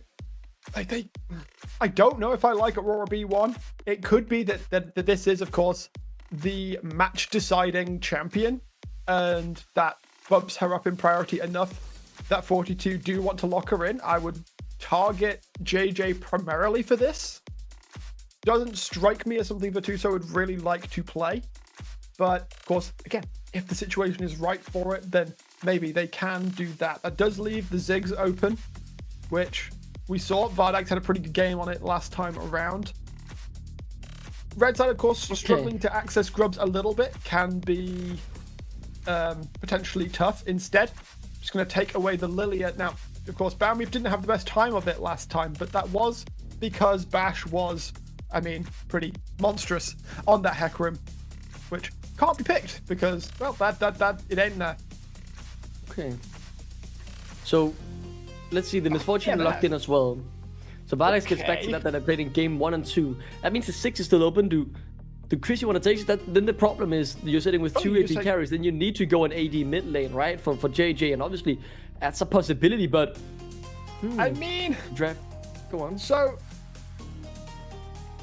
you can go for an AD jungler, which would work out pretty interestingly. Bowmeave has played some Jarvan and some Viego and some of the such like. Now, who goes really well with 2 ultimates, Duckling? Who goes really well with 2 ultimates that force people to stay in a small area? A6 would go very nicely with Misfortune already being taken. Yeah, that feels like a really strong rotation from 42. I'm not gonna lie.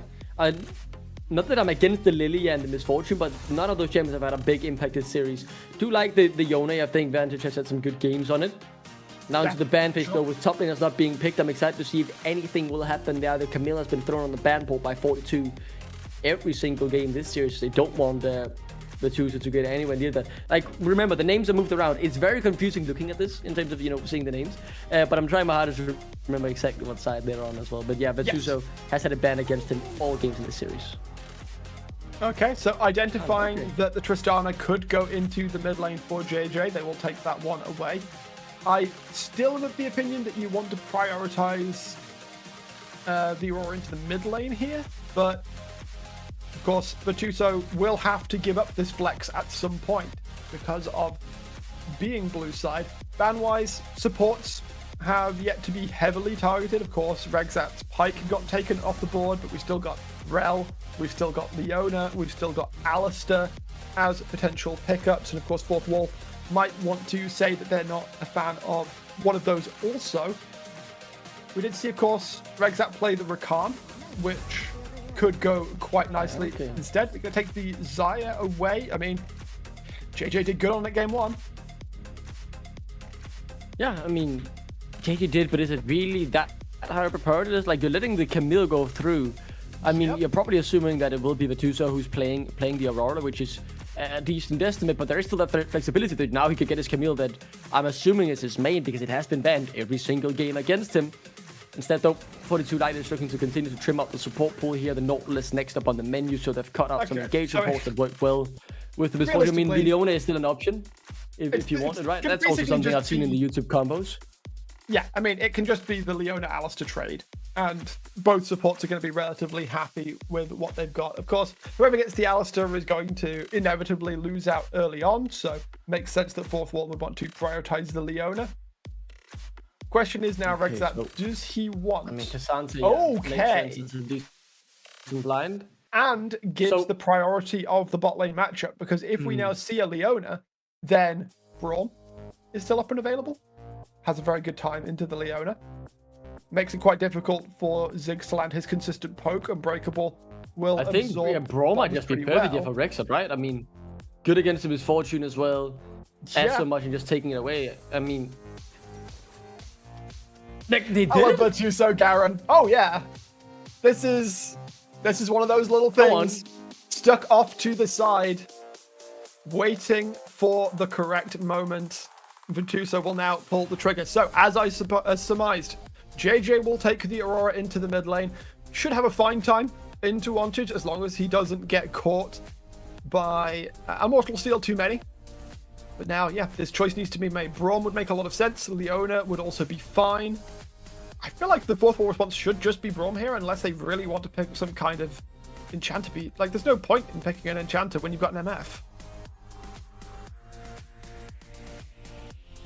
Okay, I mean, I do agree. Like, the obvious thing is the Braum here, but do they go that direction? I mean, Greason also had a good Alistair game last time around. We don't know exactly what's happening down there.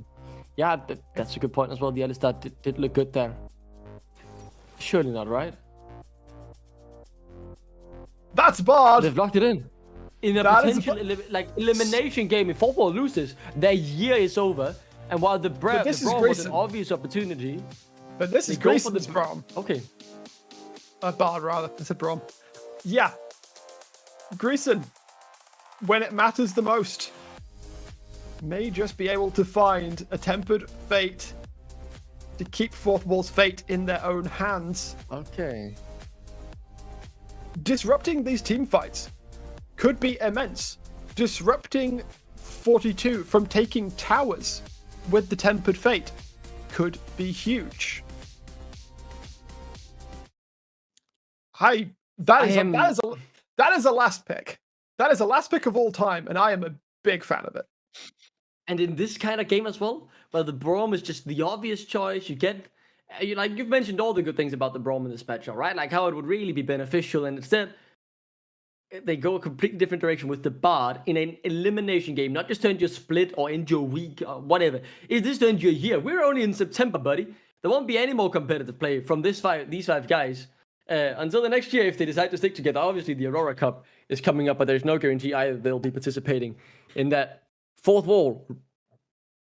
I mean, I like their boldness. I admire their boldness with how they're continually shifting things up. But this is quite a lot of changes considering you had just gotten your first win on the board, right? So, yes, but I actually think this is indicative of the environment in the Fourth Wall camp right now, which is we've got one win. You can feel ourselves building steam. And if Grayson is feeling himself and goes, I like Bard here, then give the man his Bard. He is going to do well on it, I have no doubt. The one thing you do need to worry about, of course, if he roams around too much for the chimes and ends up getting caught out, then that could be a rough day. But all going well, I think that Bard denies a lot of the X factor that a Ziggs brings, which is destruction of towers, which Bard denies so well, and it makes the team fight a little bit more awkward, just throwing out cosmic bindings, sticking people to other people, stunning them up, and just providing those little gaps in time that allow Fourth Wall to execute their comp. The opportunities are here. I am very excited to see if 42 Gaming will secure their spot in the next round, or if a Game 5 potential reverse sweep is on the cards here for Fourth Wall as they look to bounce back after a 2-0 scoreline. They've done one step out the way, 2 more to go. Draft have changed, Bart being locked in, Garen being locked in, the Aurora on a different side. Now, like, this is absolutely mayhem. Absolutely. Hold on. I was thinking this was a Virtuoso Garen. More fool me. That's JJ. That's a Garen mid lane. Dude, I mean, what is Yone meant to do into a Garen? Not much, I guess, just auto-track and pray. Yeah. Meanwhile, Aurora is going to bully Theodore through a majority of the lane state, of course. There are still angles for Theodore to outskill. But for the most part, Aurora should be heavily favored in that matchup. JJ getting caught up a little bit as he makes his way down. Grayson. They do find the catch with Zenith. Up with the Zenith blade, but I mean, they lose the trade heavily in the end. Why are you going for this, guys? Too good. Okay, so that's a decision that was made. Yeah, I mean, that was literally just Guardian. Chrissy gets caught. This is gonna be a kill. Stunned. He has to. Oh my! What? 42, you chose this. That's the Bard in full effect, man. First blood already secured. What? Pack it up, I guess. Thank goodness Chrissy has TP up and available. Bash with the early invade as well onto Balmeef. Balmeef? He just dies. Available in a second. He's out. Okay. But barely. Okay. Okay. Fourth Wall have not come to play. But yeah, they are not standing on business here. They are taking They have not come to play. They have come to dominate. Let's say it that way, because this is a good start. Now Garen showing what Garen does, presses E and then deals damage. Yep. Checks out. That's what I'm seeing here. But again, Balmeef, I love to see that invade. Proactive, knows that Jarvan can go a little bit low on his early clear, and so steals away the Krugs. Will build himself up an early advantage, of course, denying the level 4 now from Balmeef for a little while.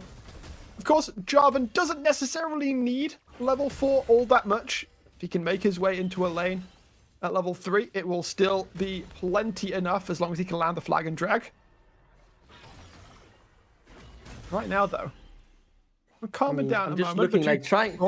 Like I'm learning Aurora as we're watching these games as well, right? I mean, I've casted her a bit in. I've played her a few times in ARAM. I've casted her a bit in Red Bull solo queue, but I mean, the champion just still looks absolutely disgusting as he's able to get out here. Both junglers in and around the area. And top lane, I think Theodore might just be dead here. Is there a Q? Auto Q back Virtuoso. finds a counter punch. He's been solo killed twice, but now it's his turn to get on the board. They're engaging? Oh, they have their jungler here as well. A 3v3 Gleason. Way too the late. one they wanted, but they cannot get him. Chrissy, do you have anything to help your jungler who's battling? But he doesn't have the flash to close the gap. My screen is frozen. Is he dead? I think we got a little bit of pause coming through, hopefully. I'll replay. Let's watch it in the replay then. Okay. Oh, this is a replay from what happened before. Yeah, so Rexat comes down. What happened? Where was Balmif in all of this? Because Rexat looks to go in. Balmif is not joined. Okay, there's joining, but Rexat dies before Balmif can really do anything. Trying to put the damage down onto Vardags, he will get knocked down. I feel like Vardags should die here, right? Should be able to pick this up. Yeah, one more auto will do it, but he is also going to die. And fourth wall. And then mid lane. Are just laughing all the way to the bank. Rexat will be able to trade back on the mid lane, but JJ drops.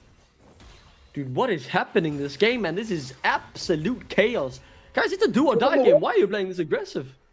Give them a win, and fourth wall will open up. They have their confidence back. They're looking to make these plays. Vardags, he's had good games, but not necessarily Stormers just yet.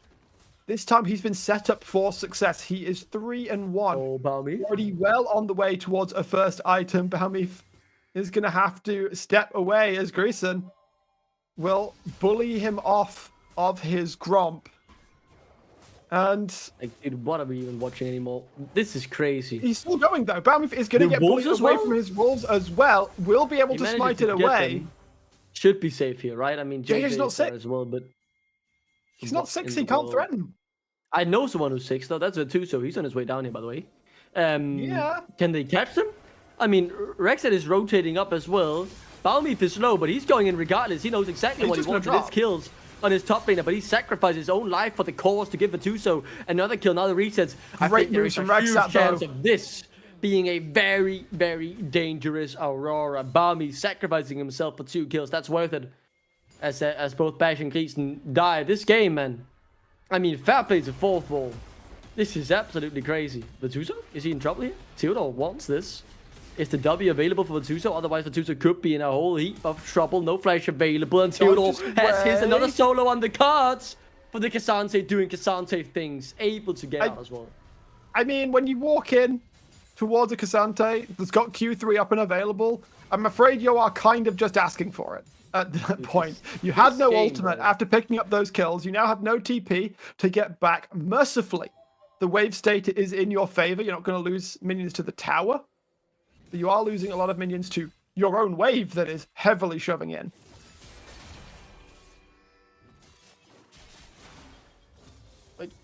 Like there is so many things we could touch on now and talk about. I mean, I'll mention the neutral objectives up because I see that fourth wall are about to start the Drake.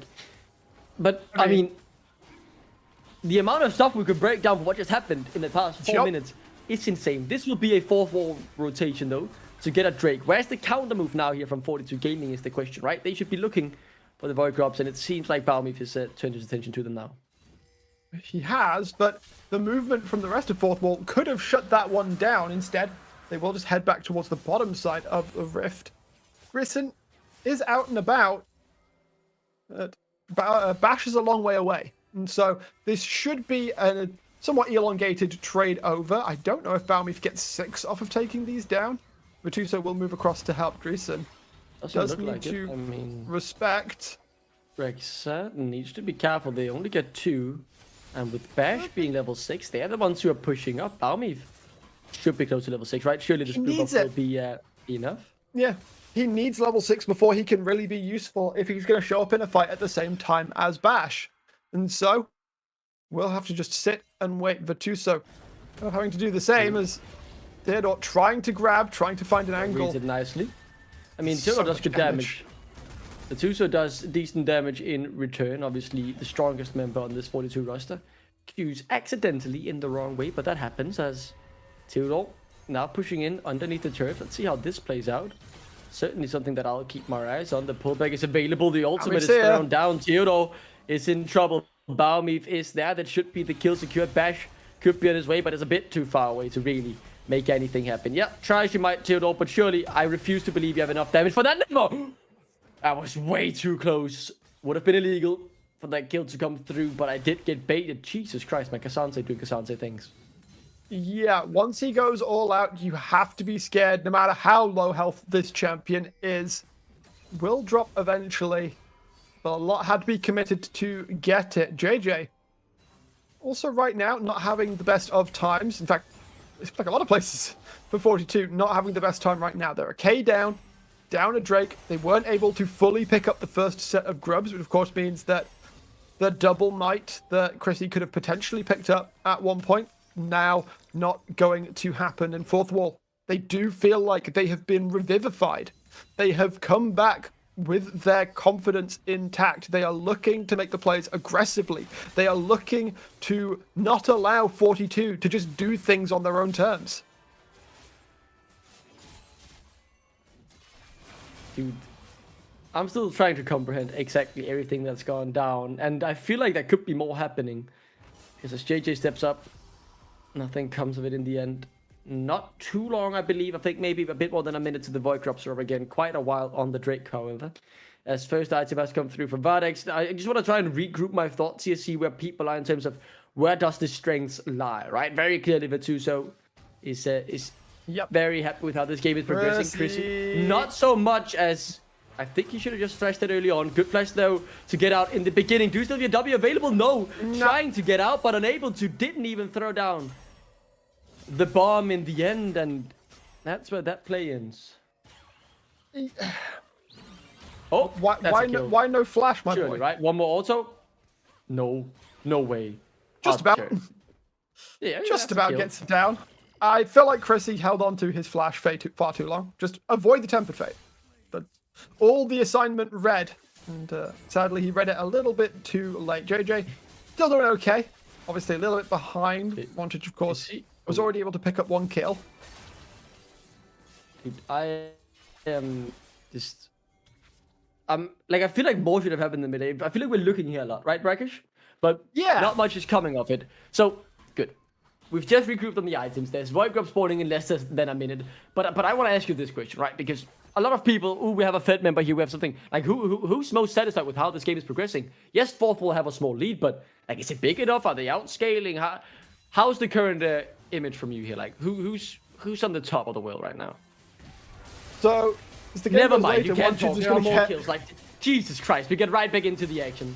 Vantage does some damage. JJ is waiting. I believe they're all out. You can continue your point. I apologize. I was sure someone would die there. So as the game gets later and later, Vantage is going to become, I think, by far the scariest person on the Rift. JJ, if he can find his angle, will be able to eliminate people. Vantage missing on the Fate Sealed there. This game is so crazy. We reached a point where we're watching people ultimately we're just continuing an analysis because, I mean, when else can we do it? Theodore. Be careful. He might be caught out here. Yeah, needs to be a bit careful. Same goes for Gleason, maybe. Balmy is the one who's found top caught. Yeah, he's dancing around, and so far doesn't have the ultimate available. Flashes are being burned. The Tempered Fate. Stuns time for 3 members of Balmy's trying to get out, but the Lilting Lullaby should be a good night song for him, as he'll get taken down by Theodore. Let's look at Virtuoso. He's the one with the damage, but he's dealing absolutely none of it, as it is fourth wall running over 42 in this fight. Now, the counter with Virtuoso, who just got the ultimate back up, but he doesn't have the damage. And fourth wall, they fight 3. JJ? I'm really not sure why he tried to go back in there. I assume he was trying to land a Q and drop the Demacian Justice on somebody, but unable to do it, will drop, and therefore, the grubs will go across to the side of fourth wall, which will be able to somewhat even out. And in fact, you could almost say exceed the push now from the Ziggs, because Tempered Fate is so good at counteracting what this champion does. But look at 42. They're so split up. JJ tries to go and deal with Theodore. Balmy flashes right into his face. Virtuoso is unable to join the play because he's afraid of where Vantage is going to come back to off of the Soul Unbound.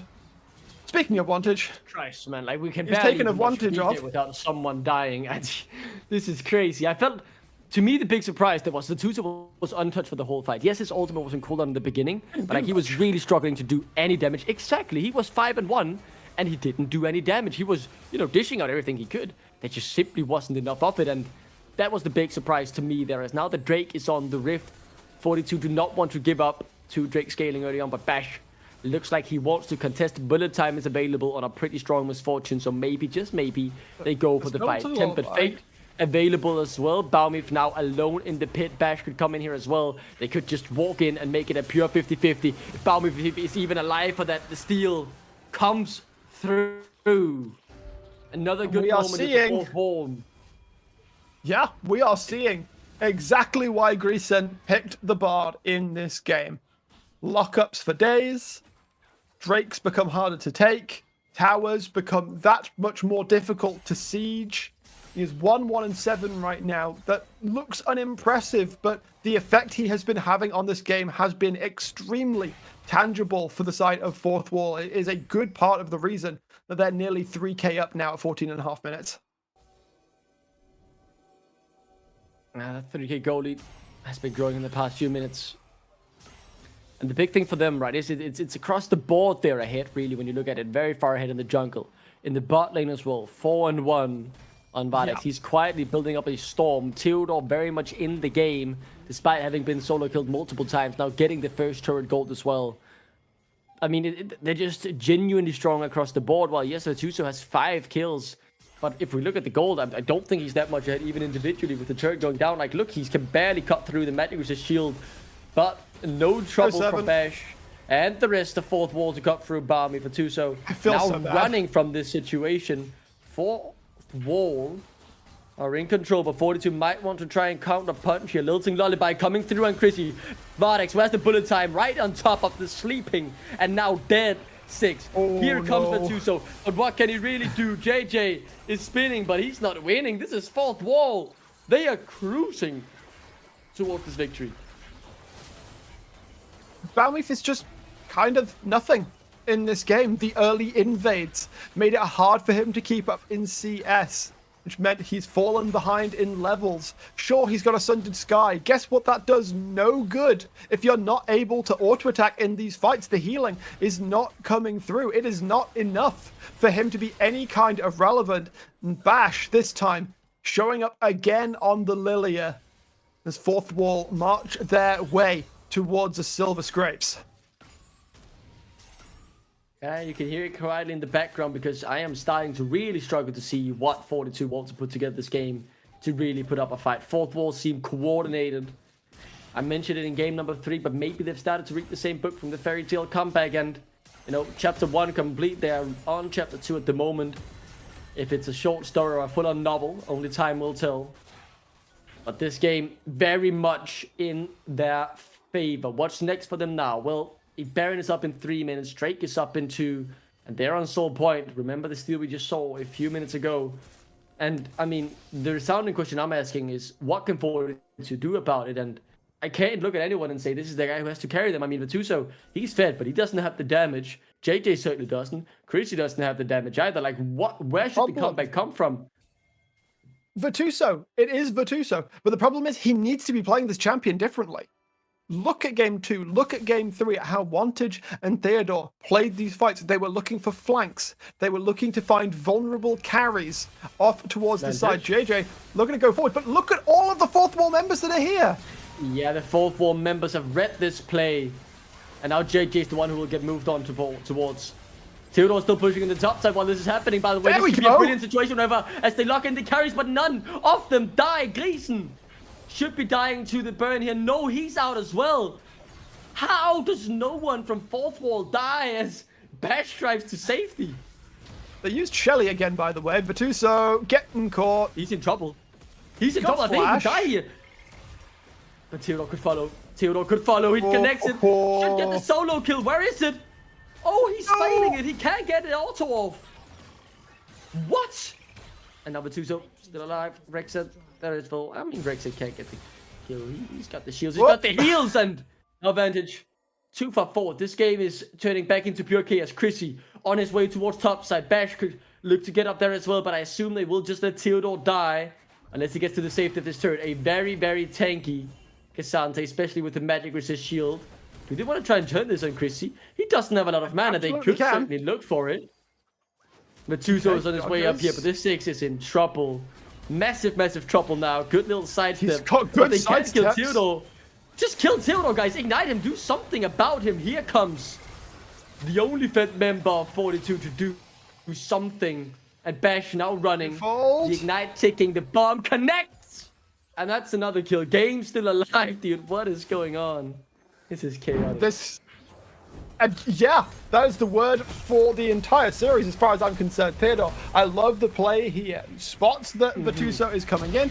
We'll just send him right on over the wall. Melts health bar down. Is woefully unable to take him down.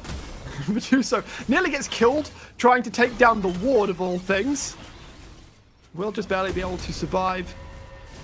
Play goes the way at 42. Potentially, yeah. And look on the map right now. Fourth Yeah, wall. they're taking the Drake. Not ready. I still want to talk about this, right? What I really like about Theodore, he was the decision to run until you got your shield back up. Your man use the shield. Really big decision with Chrissy really being a burst-oriented 6, right? Not with the burn damage in this build. And the lack of mana. I like the window that they saw. Can't remember. I don't think they got the kill on him. I assume he was able to get out in the end as the assistance came through from Metuso, who had recall. Remember, we just saw him in this replay. He had 1 HP. And then the bomb here from Chrissy able to collect the kill in the end. So, with the Drake being picked up, there are now windows, but like it feels like this is what they can win off, right? 42, they need these scrappy plays where it's very confusing what is happening as Bash is now the one caught out. Let's talk about this scrappy fights. Bash no flash. As JJ on a killing spree. Perfect. This is exactly what 42 needed. Baumif linking up with Metuso. This extremely fed Aurora to find picks, find kills, especially onto Bash. It makes taking objectives that much easier when you're not having to smite fight for them. Granted, there are no actual objectives up right now, but if you can keep bullying this Lilia as she's trying to play at that optimal kind of range, and we could see some very good things coming out from 42. JJ, of course, had a bit of a rough time early on. He is scaling into the game decently well. Got 2 items completed. Has got tier 2 boots as well. Should be able to melt any squishy that he is given a couple of seconds in contact with. As the rest of the map playing out right now. I mean, Baron up and available, of course. Right? Look at how long it'll take for him to kill someone like Theodore, right? This is their carry. I mean, JJ is certainly finding his place in this team as well, as Chris's damage is slowly ramping up. It feels like we're back to more of an even game state, but still with fourth wall with the advantage. But where they were at match ball before, I want to say, in terms of equaling up this series, we are back to, yes, they have an advantage, but they still need 2 more points in that court before we push it to game number 5. 2 more plays need to go their way. That's the gut feeling I'm having. Whereas before, a big fight around a Baron would have been enough to pretty much secure the win in my eyes at the very least. Right now, both teams, as always, vying for control, vying for vision around this Baron pit. There is a TP ward potentially there for Theodore. You can see it in the Wolf pit. Completely off vision from the side of 42 Gaming, as Theodore is going to be able to take down that turret in the bottom line. Maintain their advantage. It is a tenuous hold. Baumif looking to shepherd the wave in. Wantage is not going to be able to defend this one. It will end up being a trade of turrets. We'll see the resets coming through once again. Both teams, I think, now starting to hone in. Realize that, again, the series is on a razor's edge. If 42 lose this game, going from 2-0 to 2-2, that is a tough situation to be in.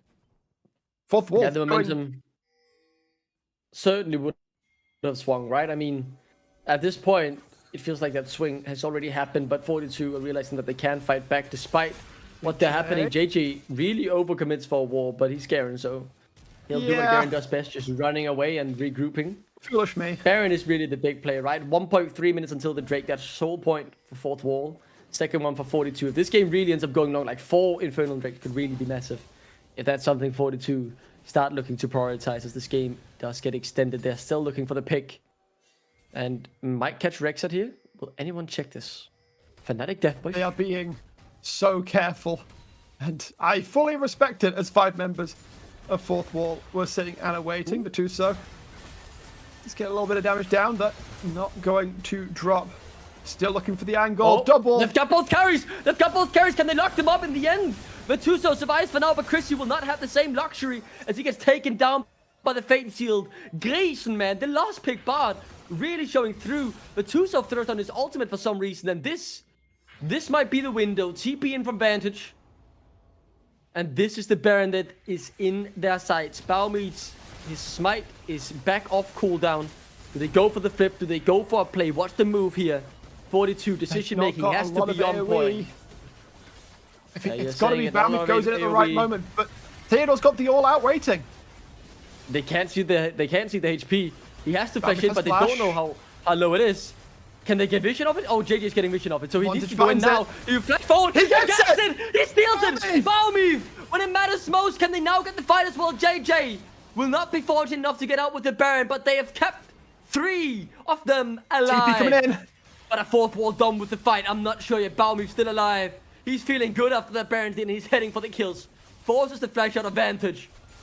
Unbelievable steal there from the 42 jungler to keep them relevant. Scenes in the Baron pit, Duckling, as the steal is found. 42 again. They know what is at stake. Baumid flashes, uses the flag and drag to ensure that he is not caught by Theodore here. So nice. Waits for the JJ, exact moment. Like JJ. JJ is his ward.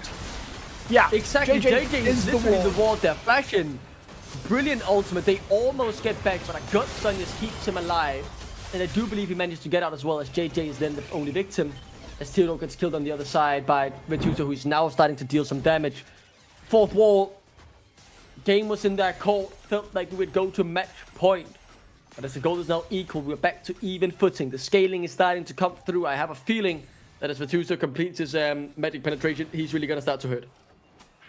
Yeah, and of course, what we didn't see as well is 42 picked up their second Drake. 2 Infernals in their pocket. So if there is a fight that Chrissy doesn't get caught and melted down, he is going to be doing a lot of damage. JJ committing to the chase here. And all of a sudden, he's just gone.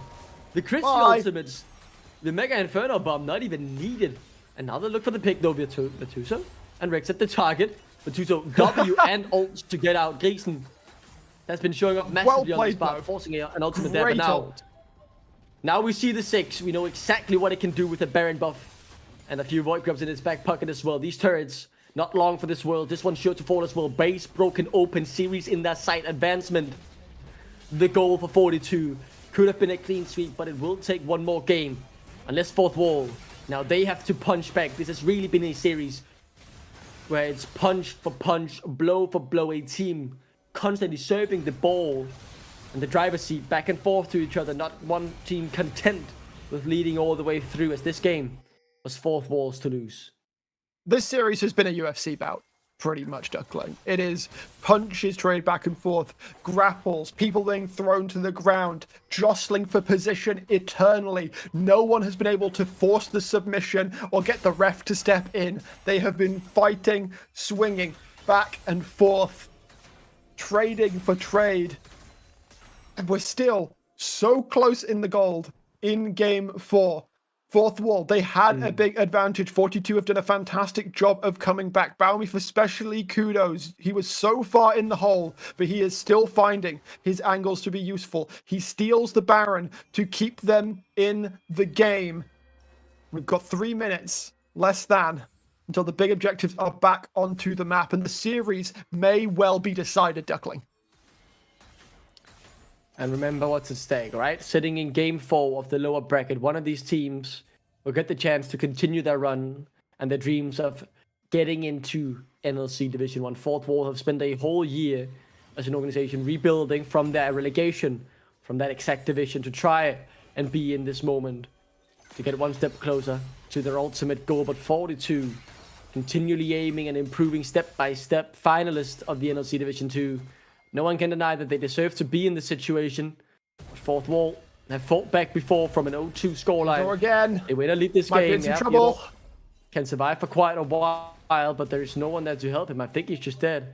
But how much? That's 3 members. How much time can he buy? What will happen at the end of this? Like, then nothing will really happen. He's just gonna die. But his death won't mean a whole lot in the grand scheme of things. He will go over to Vatuso, who has now had his magic penetration, just like Chrissy. JJ and Balmy. They're looking for it. It's 2v3. They're looking for Bash. They turn their attention to Vardex, but they can't get him. The lilting lullaby puts Balmif to sleep. JJ! The fight continues as Vardex. Where did he get deleted? Who did that to him? He's gone. Garen, baby. Oh man, it was almost terrible. Balmy locks JJ outside of the Cataclysm. It's a literal I'm Jarvan, I'm helping moment. But JJ is able to flash over. He is able to find the kill onto Vardax. They are able to break open a second inhibitor. Death timers are pretty short, though. I don't think 42 want to overcommit here. Balmy back up in 10. We got to see this again. Right.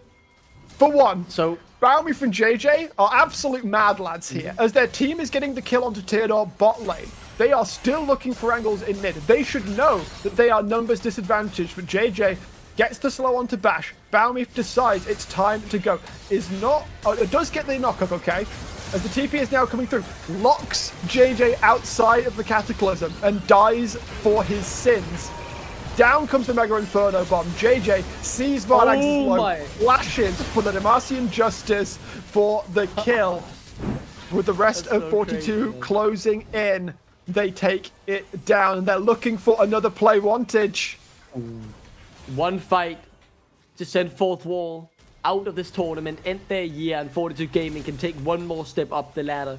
It's one of 3 steps to make it into NLC Division 1, but they have to pull this off. Drake on the map, a third Inferno potentially for them, will certainly just tip their damage over the edge. As Fourth Wall fighting for mid lane priority, but look at the summoners. So much have been used on both sides here. Get caught out, not many ways to escape as Teodor takes a bit of damage from JJ. Rexer though, he finds the carry. It's exactly who they want. They've taken down Bash. The bullet time comes through, but it doesn't do much. Vardex hitting and hitting, but he can't come through the Garen. He's unstoppable as 42 have promotion in their sights. They want to take that step up the ladder. They want to try and climb to the pinnacle of the mountain, and Fourth Wall shall not stand in their way. It's Greek's advantage to save the game for the organization. Relegated just last year. Oh, so much work potentially down the drain unless the Fate Seal will do something miracle, but there is no miracle here today. Do it quick!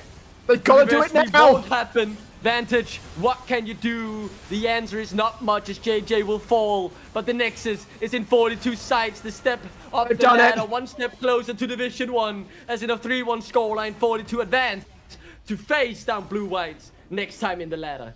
I don't want to say I called it.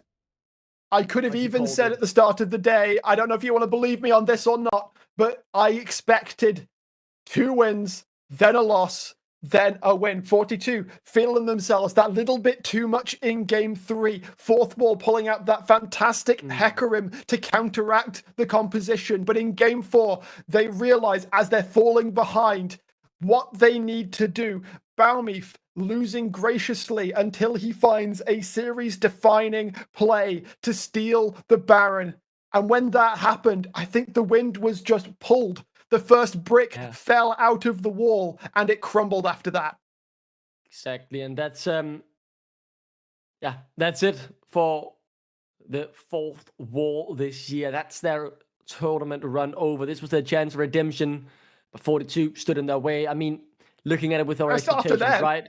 42 Gaming finalist in the NLC Division 2. The 3 best teams now remain, but only one can get promoted. Between Blue Whites from NLC Division 1, the champions of NLC Division 2 in spring, Rich Gang, the champions of summer, and the underdogs, I think it's fair to say now, in 42 Gaming, who are on the course for the Miracle Run. Still 2 more best of 5s to go. 3 teams battling for 1 spot. The deserved winner here today, I will say, but this series could easily have been 5 games, like we just saw. The 2 first games as well, like Fourth Wall was certainly in both of them. For a good period of time, yeah, absolutely. But 42 show their tenacity over and over. They fall behind sometimes, but they are just able to make magic happen when the chips are down. They are able to advance. As I was saying, their own redemption story. It still needs to be written. Rich Yeah, Gang are there is, waiting in that final match. They've got to fight their way through blue whites to get there. And this is a story I'm not going to miss, and you shouldn't either. Yeah, I mean, as you say, right? They can feel the revenge. They've beaten Rich Gang before in a best of five. Well, Rich Gang, they've beat Blue White, so why shouldn't 42 Gaming be able to do the same? That's at the very least what I'm 100% sure they are thinking, looking towards the next few matchups, thinking they can beat it, and surely they can as well. We've seen their heights. We've seen that they also have some lows. Fourth wall, it gave it a shot, and they pushed them a mile, but not the full race. As yeah, we say goodbye to them here today. 42 Gaming. Very excited to see how this story unfolds. Promotion relegations, always a special part. Certainly not something we see much in esports anymore with the global landscape of things. But I really do enjoy this. This was my favorite thing back in the days with the Put ELCS some when they had stakes it. into things. So much to play for, right? Like you've worked so Love the hard, stakes. and you can feel it, right? Yeah, the stakes have never been higher, as is a common saying, I think, in over there on the English Isles. Regardless, though, if I'm not mistaken, that's a little stake for you there. I'm mistaken. It's horrible. You aren't even laughing at it, Brackish. I think that's it. That's it for you and me, right? There is no interviews. We've rounded it out gracefully. When you said there is no, I was like, there is no future for. Wow, bro, did you have that much of a? No, this has been great fun. University is hard, man. University is rough. No. Regardless, though, it's been a pleasure being joined by you, Brackish. It's been fun. Hopefully, we'll get to do this again somehow. And remember, there is still more promotion relegation to come. 2 more series to go until we find who will join the other 7 teams in the NLC First Division for 2025. 13th is the next date, so save that in your calendar. It's Blue Whites versus 42 Gaming, win or lose. Winner goes through, loser gets sent packing back where they came from, down with the Wolves in NLC Division 2. Thank you so much for joining me, Brackets. It's been an absolute pleasure. And commiserations to Fourth Wall. Congratulations to 42 Gaming. Return here on the 13th of September to find out if 42 Gaming can continue their miracle run. Thank you so much for joining us. Have a lovely evening. My name has been Duckling. I've been joined by Brackish, and this is the NLC promotion. See you next time.